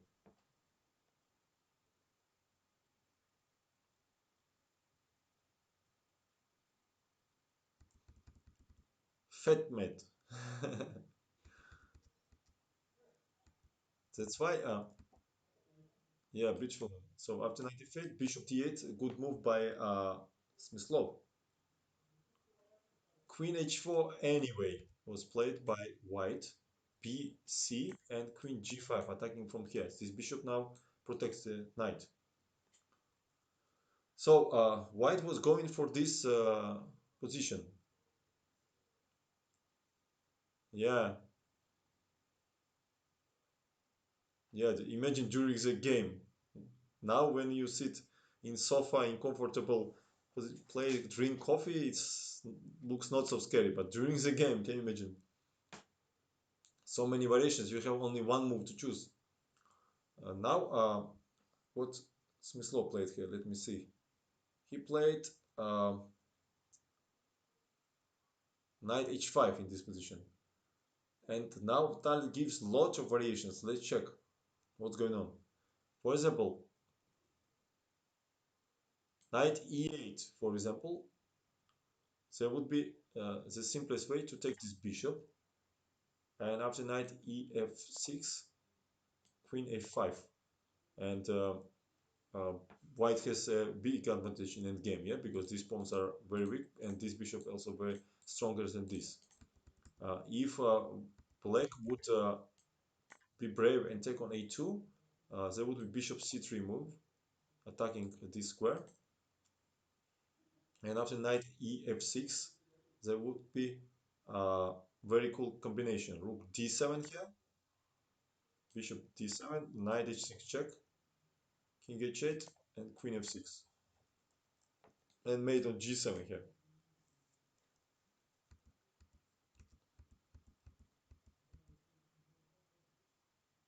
Um,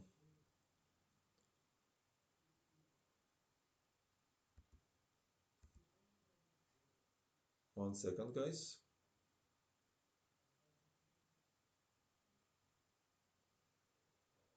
G6 was here with very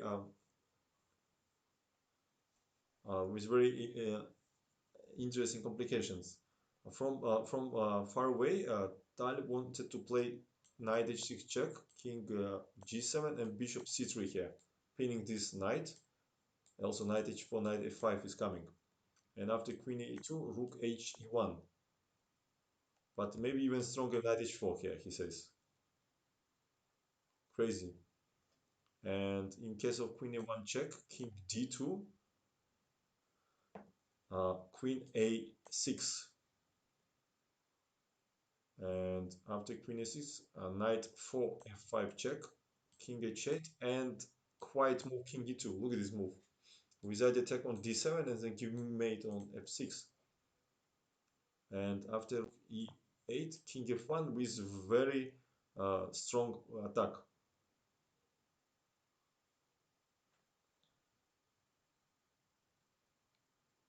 Uh, for example, rook e8 in this position.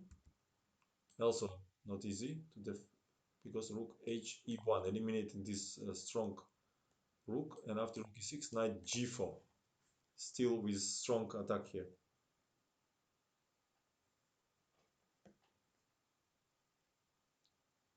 Okay, here's a lot of variations. Let's go back to the game.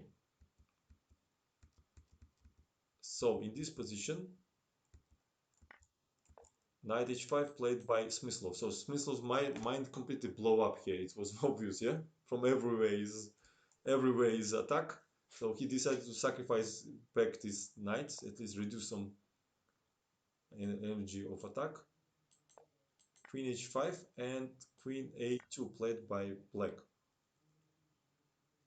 And now Smyslov missed white's idea. Much more resistant defense was with bishop f6 here. And after bishop c3, take on c3, knight g5. Look at this attack. Queen and queen with one knight is so strong, and here is a two knights. So the threat is knight f7 and the mate on uh, h7. And in case of knight f6, probably just take here and then we give mate after d8. So g6 would be only move. Knight h f7, king g7, queen f3. What? Ah, no, sorry.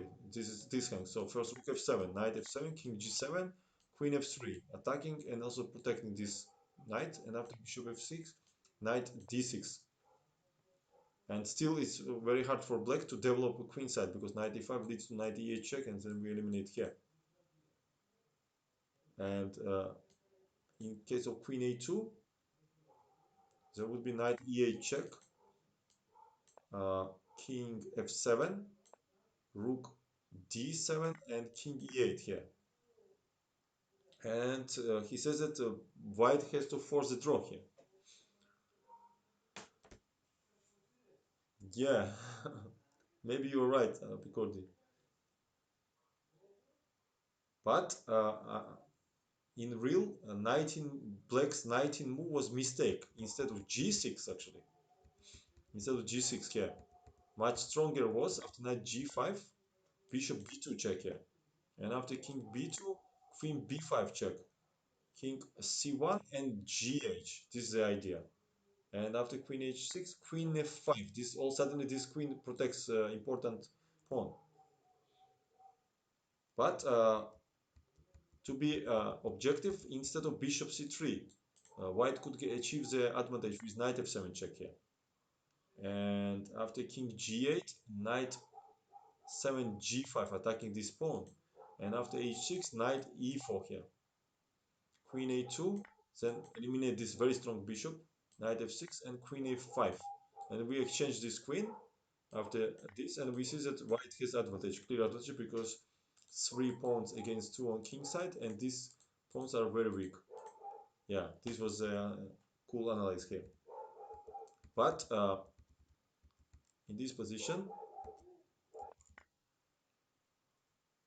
Smyslov take on a2. And after this, black doesn't have any defense here. Do you see these variations immediately, or you need to think carefully? Some variations I see immediately, some variations I need to think a bit, of course. So bishop c3 played, not only open this square for king, but also very unpleasant pin here. And now Smyslov probably made decisive mistake. He played knight f6. Uh, Bishop f6 was too late in this position because knight f7, king g8, knight g5 here. Bishop g5, knight g5. This is attacked. And after h6, there will be queen g6 attacking here and also mate. Thank you for following.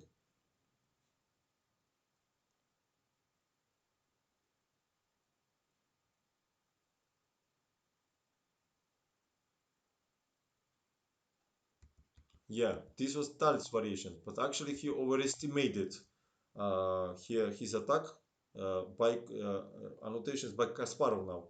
Kasparov probably analyzed this with computer, and in the first variation, after this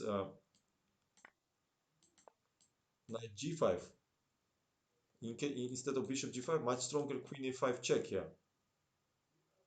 And after king d2, check on c3. Now king c3 is a bet because of check, and after bc looks like it's hopeless. But knight f6 all suddenly. These computer variations, of course, attacking here and defending. Also, instead of 21st, uh,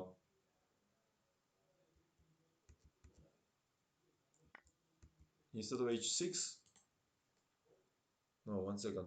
Where is this 21st move? Yeah, in this position. Again, knight f6 was strong move here, and instead of h6. And after knight f6, bishop f6, bishop f5, strong move. Black combine these threats with defense. And after bishop c3, queen a4, attacking this pawn all suddenly. And rook d2 is not possible because of mate. And white has to return the knight here because b3 loses after cb, rook d2 and rook b8 here, and smashing white's position. So they would need to give back this knight here and then exchange here.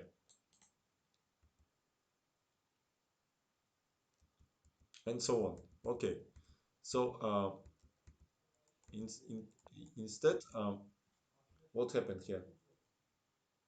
Knight f6 was played, bad move in this position by Smyslov. This was decisive because he blundered queen f7 move here, and this immediately decides the game. They have to give exchange because rook f7 is loses after mate here, so queen e1 only check, and they take on f7, knight f7, king g8, and rook a1. Thank you for following, by the way.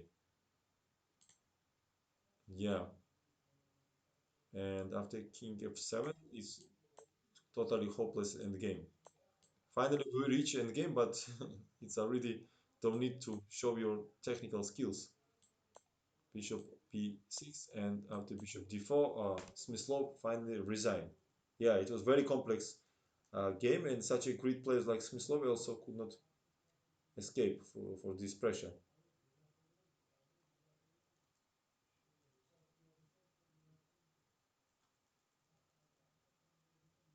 Let's see another game with against another uh, challenger from the same.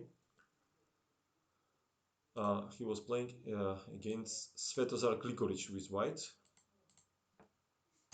Gligoric was a very strong Yugoslavian uh, uh, grandmaster. He was extremely strong, for example, in King's Indian by Black. Implemented a lot of ideas in King's Indian by Black, and also he was look like actor. He was very popular in women. So Tal is white. He plays d4 here, knight f6, c4, and this time, all suddenly, Grigoric play e6, more safe variation. Usually he was playing King's Indian. Knight f3 and b6 was played by Grigoric.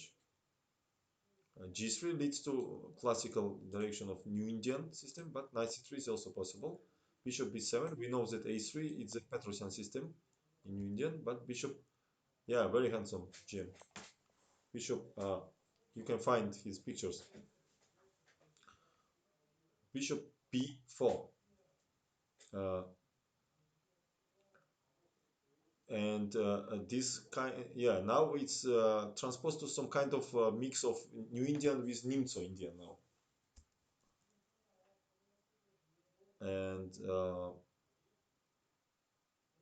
And he says that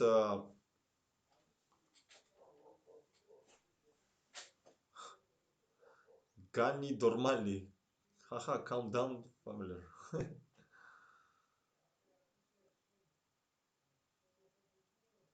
Okay, so he saw that Grigoris prepared something by his game against Duke Stein in Zurich tournament. So, but he accepts the challenge. He goes to the main line, G5. Tal says that Konstantinopolsky very nicely annotated this game, and he was recommended for black to take on c3 and play queen e7 here. With idea d6, knight b d7, and long castle. But after queen e7, Tal says that knight d2 is unpleasant move. And is capturing this important square here.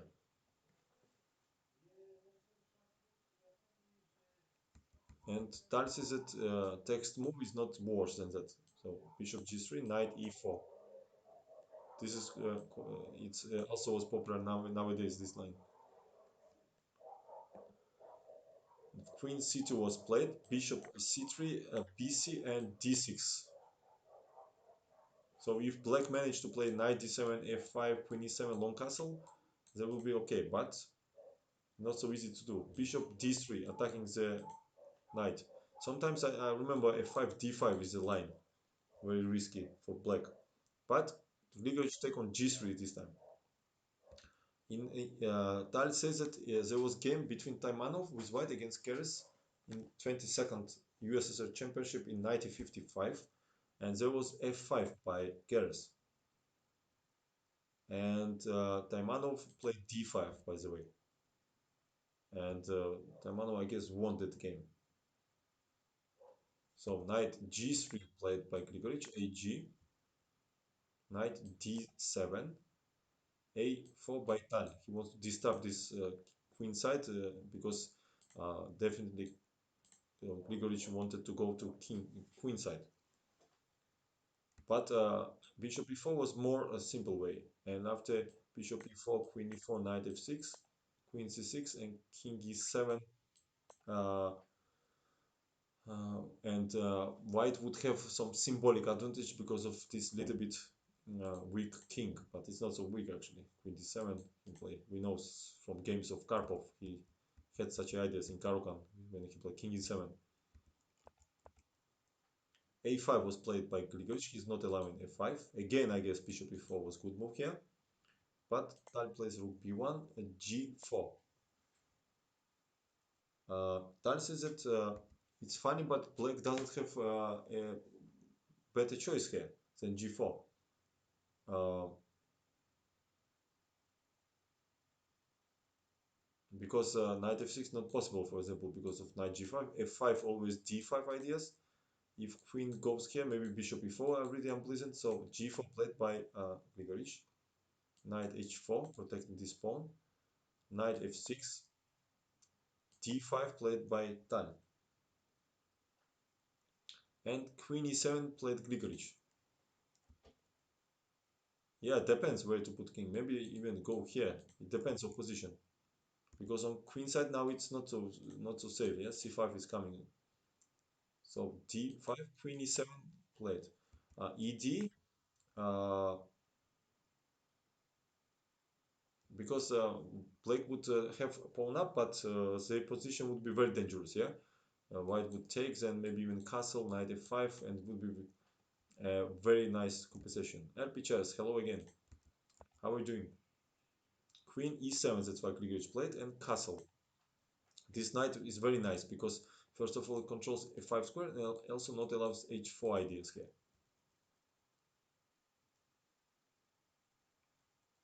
This was weaker because of queen e6 and after bishop a5, bishop e4 intermediate, very unpleasant move, and black is better here because these pawns are so bad. So castle, both sides are very carefully. Knight d7 played by Grigorich with natural idea to put in on c5. After this logical move, white will have strong initiative, says Tal in this position. It was very tempting to sacrifice the exchange. Long castle, de, now queen cannot take because of pin. Fe, knight g6, queen g7, knight h8, rook h8. Yeah, very interesting position sacrifice. We said h5, h4. Also, knight anytime can go to c5 here.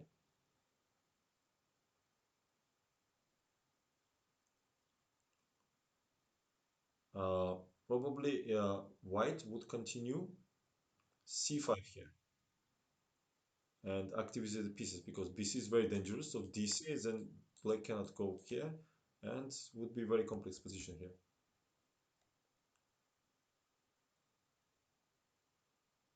And he says that it's not necessary for white after long castle to go for that. He can play even e4 here with very complex position. according to Tal. But knight d7 was played by Grigorich DE. Thank you for following, by the way. And queen e6 was played by Grigorich because now this is too much. We take and then bishop e4. So queen e6 is forced and bishop f5. Strong move. It's necessary to play immediately this move because in case of rook d1, black has again this familiar idea, bishop e4. So until knight on d7, he plays bishop f5. And queen c4 was played by black. Uh,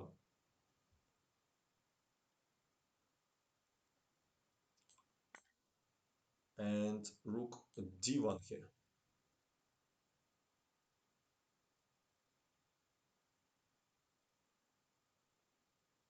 So now knight f6 played Grigorich. In case of long castle, there was possible to play rook d4, queen c5, rook b5, queen f3, and bishop g4 with better position, or even start with rook b5 here with either rook d4. And in case of bishop c4, then rook d4, attacking the queen here. And after bishop b5, rook c4, bishop c4, queen e4, attacking here. And only move is bishop e6 here to avoid the mate on a8. There was threat. It's nothing forced here by white, but still it's this position also good. See, with take and then this knight and queen is very active. But Grigorich played knight f6. Now he cannot castle. Rook d4, attacking the queen. Queen c6, attacking, not attacking even, just move. And bishop e6, very strong move by Tal. Look at this move, guys. Simple Simpson, how are you, man? Hello. Is not also d5 possible after queen e4? Let me see. Which variation you mean? Rook b5 or after castle, I guess. Rook b5 after queen e4. Yeah, d5 is possible, but it's not so good, I guess, because queen g4, this is very unpleasant pin here. How to have to play something like this, and queen d4, maybe queen. Yeah, but I like the first variation more. This variation I like more for white. This position, but okay, he should play maybe like this because what happened in game, it's worse. Bishop e6 happened in the game, and this move forced this rook goes to g8 here. You are welcome. Because f is not possible. Do you of check here? King e7 and check on g7, and this is loses. Also, rook c4 is a threat, and catch this queen. We see this knight so important here. Uh, in case of d5, he would go for this line with very strong attack here. That's why Grigorich plays only move rook g8 here. And now the point that he want to offer the queen in case of rook c4, he wants to take fe, rook 6, and bishop 6. And very nice compensation. Yeah, very nice compensation for black here. Yeah, they have rook, bishop, and pawn. Even better position for black. Of course, rook c4 is mistake, but bishop c4 strong move, aiming bishop b5. King f8 was played by Grigorich. In case of long castle, he did not like probably this line, bishop b5, only move queen c5, knight f5 here. Now fork is a threat, and in case of king b8, then knight e7, rook g5, rook c4 here, queen e5, knight c6. And here black has to give this strong bishop, and the position looks very dangerous because rook b5 is coming, queen b3, queen e2, some mating ideas here. And so after long castle, no, sorry, bishop c4 he played. Yeah, so I'm just curious why not in this position instead of king b8 not to play this move. Maybe this move is better.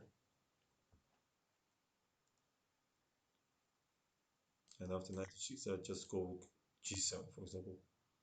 But still, yeah, rook h8 is coming. No, knight h6 I don't like at all. So what was after queen e5? So I think this move is mistake. King b8 allowed this knight e7 move. So let's take control over this square. How white will continue here? The initiative. Maybe queen d3 with either bishop a6, right?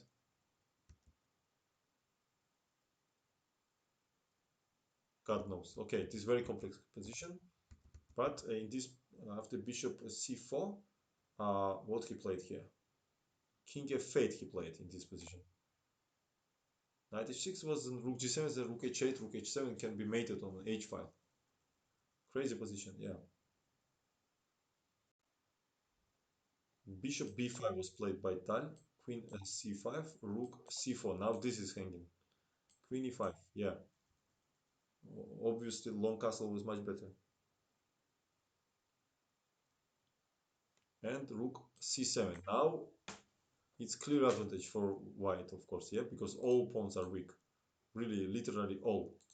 Maybe only this not weak, but these, and these are weak. Bishop e4, bishop d3, d5. Rook c6 played by Tal, not plunder the rook. Rook b8.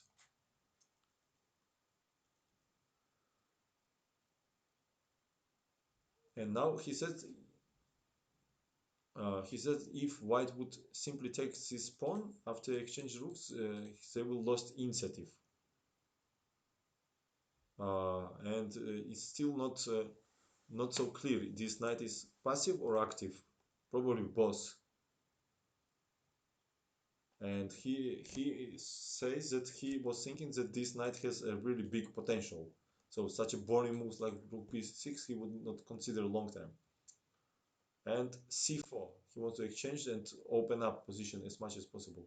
Rook g5 by Grigorich controlling this square. I- After dc, rook c4, bishop d3, queen d3, as there is very unpleasant knight e5 threat. That's why rook g5 directly he played. And c5, this was his idea. And now they're creating very dangerous pawn because we cannot take duel of check and queen b8 leads to rook f6.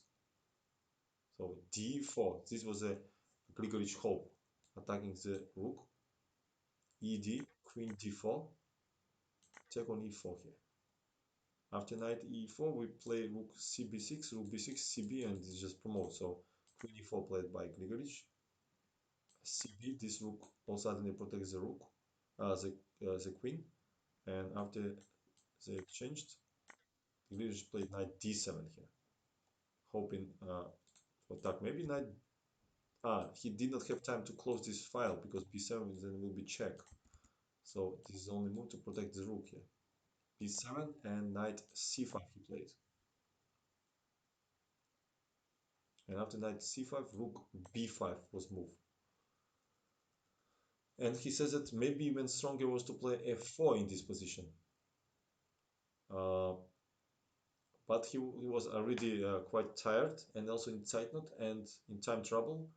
And he did not wanted to risk in this position. So he thought that after rook d5, rook b5, rook d1 check. Now king h2 is dangerous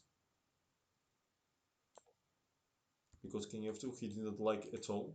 And after king h2, knight b7 here. And rook c7 is a mistake because of rook e8, rook bb7, rook e1. And all of a sudden black is winning here. Yeah, mate is coming.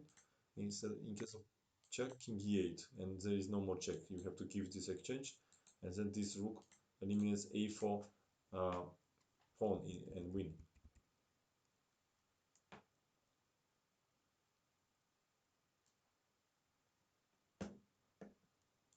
Instead of rook c7, actually, much stronger is knight f5, and black cannot escape from this pin, and it's realistic chances for victory here. But he played rook b5 in this position, forcing knight to go to b7, And this was his idea. Rook b2, forcing to take on b5, and now this knight is pinned forever. King e7. So Grigorich wants to, as soon as possible, bring this king here. But white is winning the pawn. Check on f5. Finally, this knight became knight. Tal says. King d7, knight h6, king d7, knight f7. So two pawns up. He's winning endgame. Rook f8, knight h6, rook d8, rook g5. He played. Not allow this after knight g4, rook d4, and rook a4 even. Such a greedy. He wants to keep this pawn alive. Rook d1, check was played.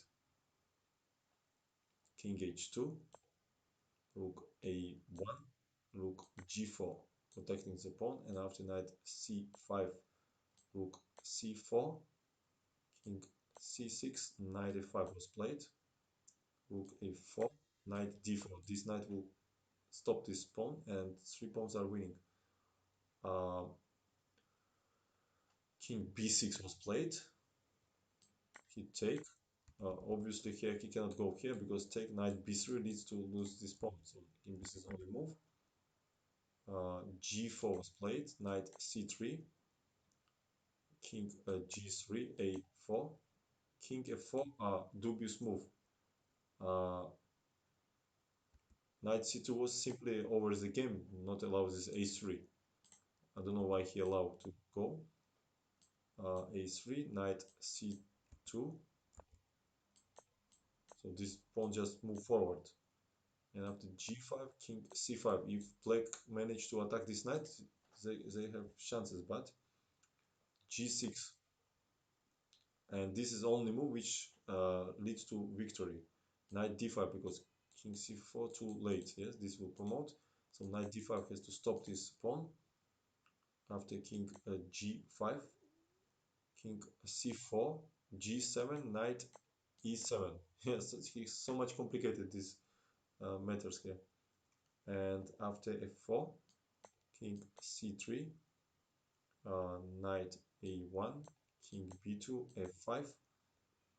He take, he go f6, king b1, fe, a1, crazy, and e8 queen. And he cannot take on b g7 because of this.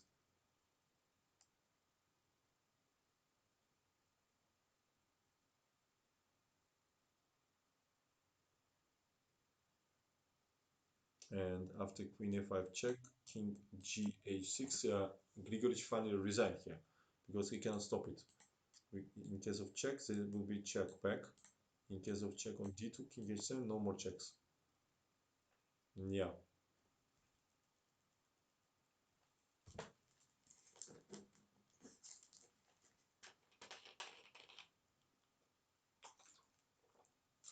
Okay, let's see one more game and enough for tonight, I guess. Let me see who is next here.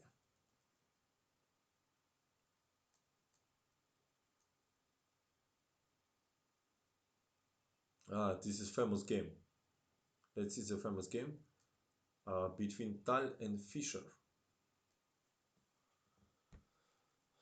Tal Fischer.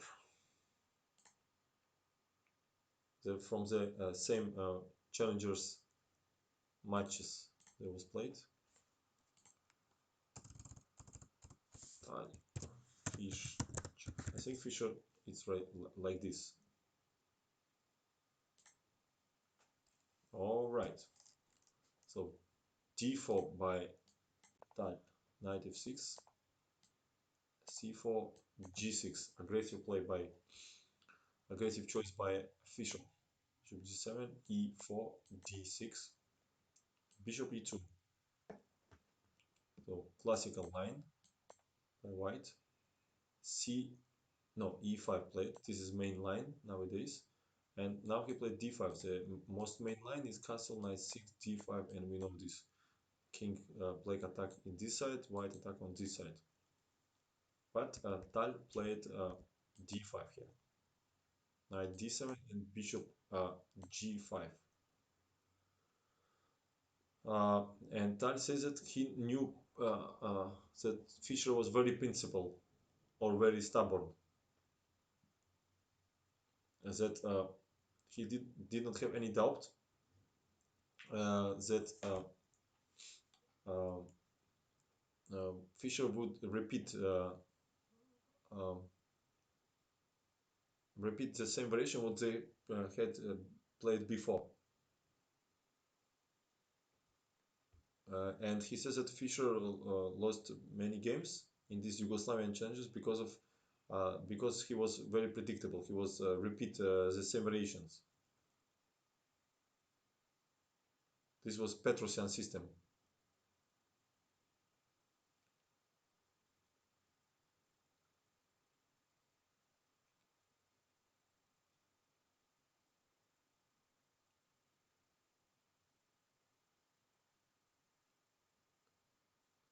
Yeah, in that period, Petrosian system was very unpleasant. So h6 was played, bishop h4, a6 by Fischer, and now nowadays g5, bishop g3, and knight h5 is a good reaction. This was played Smyslov Penko. Yeah, bishop. Yeah, this is the idea to provocate black to play aggressively, and the white squares will be weak. But Fischer played a6 here, castle, and queen e8. So he just didn't want to allow knight b5. That's why. Knight d2, controlling this square, so no more g5 and knight h5. Knight h7 was played by Fischer. b4, bishop f6 played by Robert. Uh, f5 was a huge mistake here uh, because ef, and now gf leads to bishop h5, and queen is trapped here. Rook f7 was material. Rook f5 we even don't consider. That's why he played bishop f6 to exchange this bishop.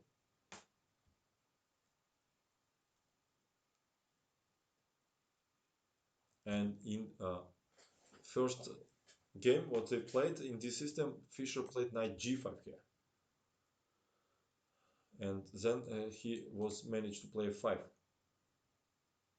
But then he realized that there is no attack because this knight was in front of this pawn. And in this game, Fischer changes the idea, but this is too slow.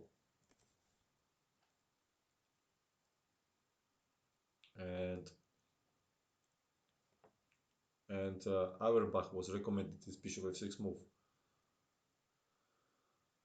And after the game, Fischer told to Tal that he was analyzed this line 10 hours.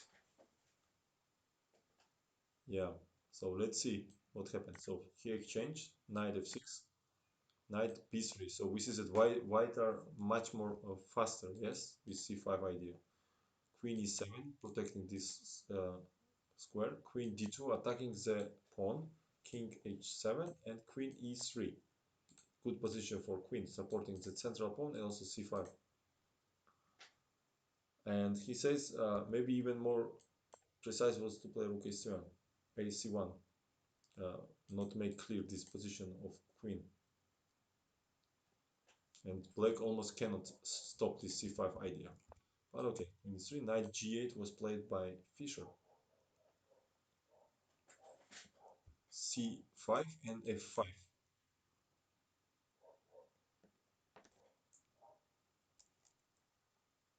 So after f5, Tal played ef, gf, and f4, stopping black from initiative on the king side. So we see that white are much better prepared here. And ef by Fischer. That was the idea behind knight g8. That's why he didn't play knight e8. He wanted to protect this knight, the queen. Queen e4 by Tal.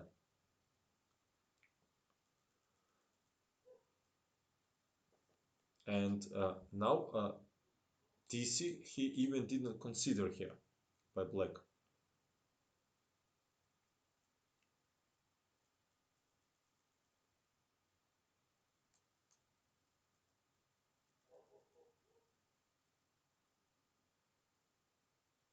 Yeah, Fischer take on c5, and Tal says that he even did not consider this capture because he saw that with this freezed queen side, uh, it's very bad decision to open up positions there. He saw that knight e5 was necessary for black, and he was going to play most probably rook e1 and then knight d4 with strong pressure. And Fischer took on c5 without any big doubts here. He saw that white simply blundered this pawn.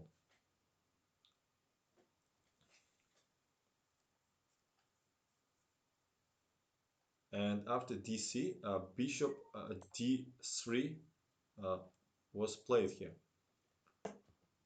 And he was choosing between bc, knight c5, rook a c1 here, bishop d7, then queen c7 here. And after rook c8, queen f4, knight b3, ab. The white has very nice position, but it is unnecessary variation, of course, with very strong attack. And instead, he played very strong move after dc here, bishop d3. So he's not capturing immediately pawn, and he attacking this pawn and also opening this uh, file for rook. So after bishop d3, Fischer played cb. Uh, After the game, some players saying that queen g7 was the move here, and black is false. But in real, it's not like that. Bishop f5 was the move, king h8, and knight e4. And after knight e5, attacking the bishop, uh, knight g3, defending the bishop here. And after knight e7, there will be rook a e1, attacking this knight. And after bishop f5, queen e5. Uh, in case of knight d3, there was rook e7, and white is destroying black because after this check, in case of knight f4, we take g7 and take here. But Fischer took on cb. He forget with whom he's playing. It's not even fire, it's just Tal. Rook a e1, attacking the queen, and queen f6 was probably a decisive mistake. Much more stronger was queen d6 here. And most probably game would continue with check, king h8, then check on d4, queen f6, queen b4. Otherwise, in case of knight f6, there was rook e6. So queen f6, queen b4 here, queen b6 check, and not take. First check here. And after knight d4, white has a big positional advantage here. Pawns are equal and the piece is much stronger. Knight e6 also can be next. And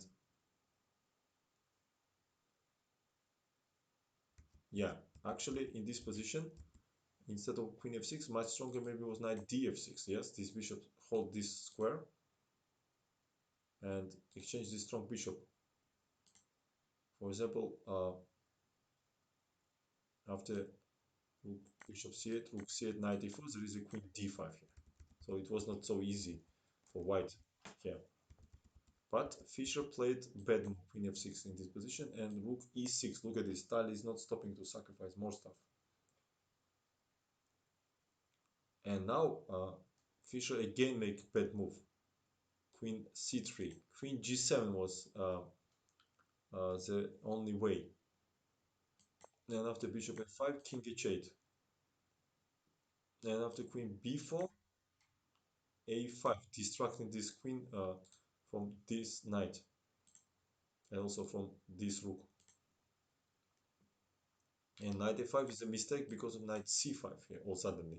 Attacking rook, also after queen c5 will be b6 after that. And in case of queen d4, here, queen d4, knight d4 leads to knight c5 move here. Rook g6, then bishop f5, knight f5, and rook a6. Look at this defense. Rook connects from this, but this is probably computer analyzed, and it would lead to more or less defendable position. But instead, Fischer took on c3 carelessly, and check on f5 was continuation. Now king h8 leads to mate after rook h6, knight h6, check and mate on h7. So king g7 is the same, rook g6. So he had only move king h8, and maybe he saw that he can defend here. But rook f3, queen b2 played by Fischer, and they cannot avoid penetration of these heavy pieces. For example, queen g7 loses after rook g3 attacking the queen f8, because queen h7 leads to rook e8 move here, and after queen f5 made in two crazy variations. Knight f6 not possible because of queen f6 there is a pin, and after queen f8 would be queen f8, knight f8, rook e8, and this knight pin, this rook is pinned, the game is over.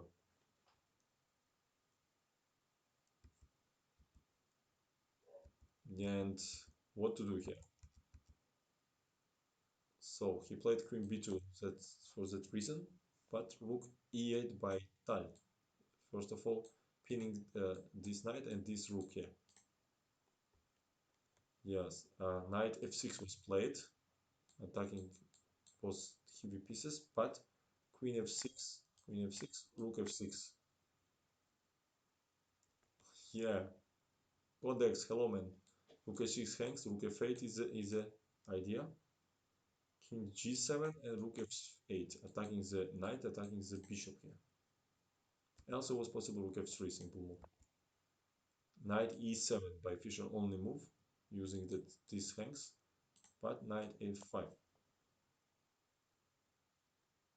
And the point that not any piece of black can move here.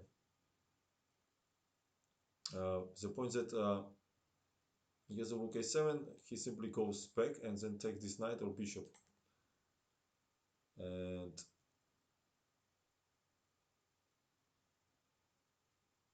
one second, what he played here? He played h5, I guess, and then h4, just fixing. And after rook b8, he played knight c4, b5, and knight e5. And here Tal resigned. Fantastic game. Rook f7 is the idea with mate, and there is no any defense here. Yeah, this was famous victory. All right, guys. I probably rate and go to rest. Let me see who is. Let me see who is streaming. Enough for today. Yeah, it's really cool games, guys.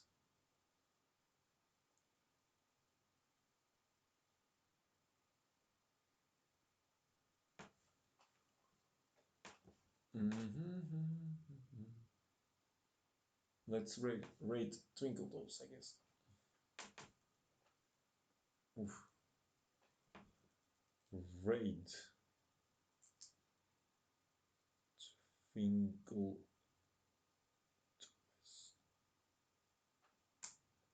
Let's go.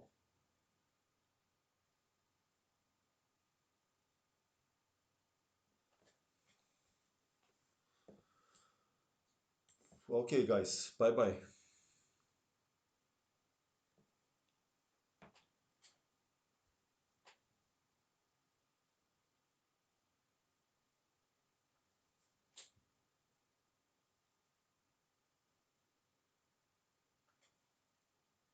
Good night, guys.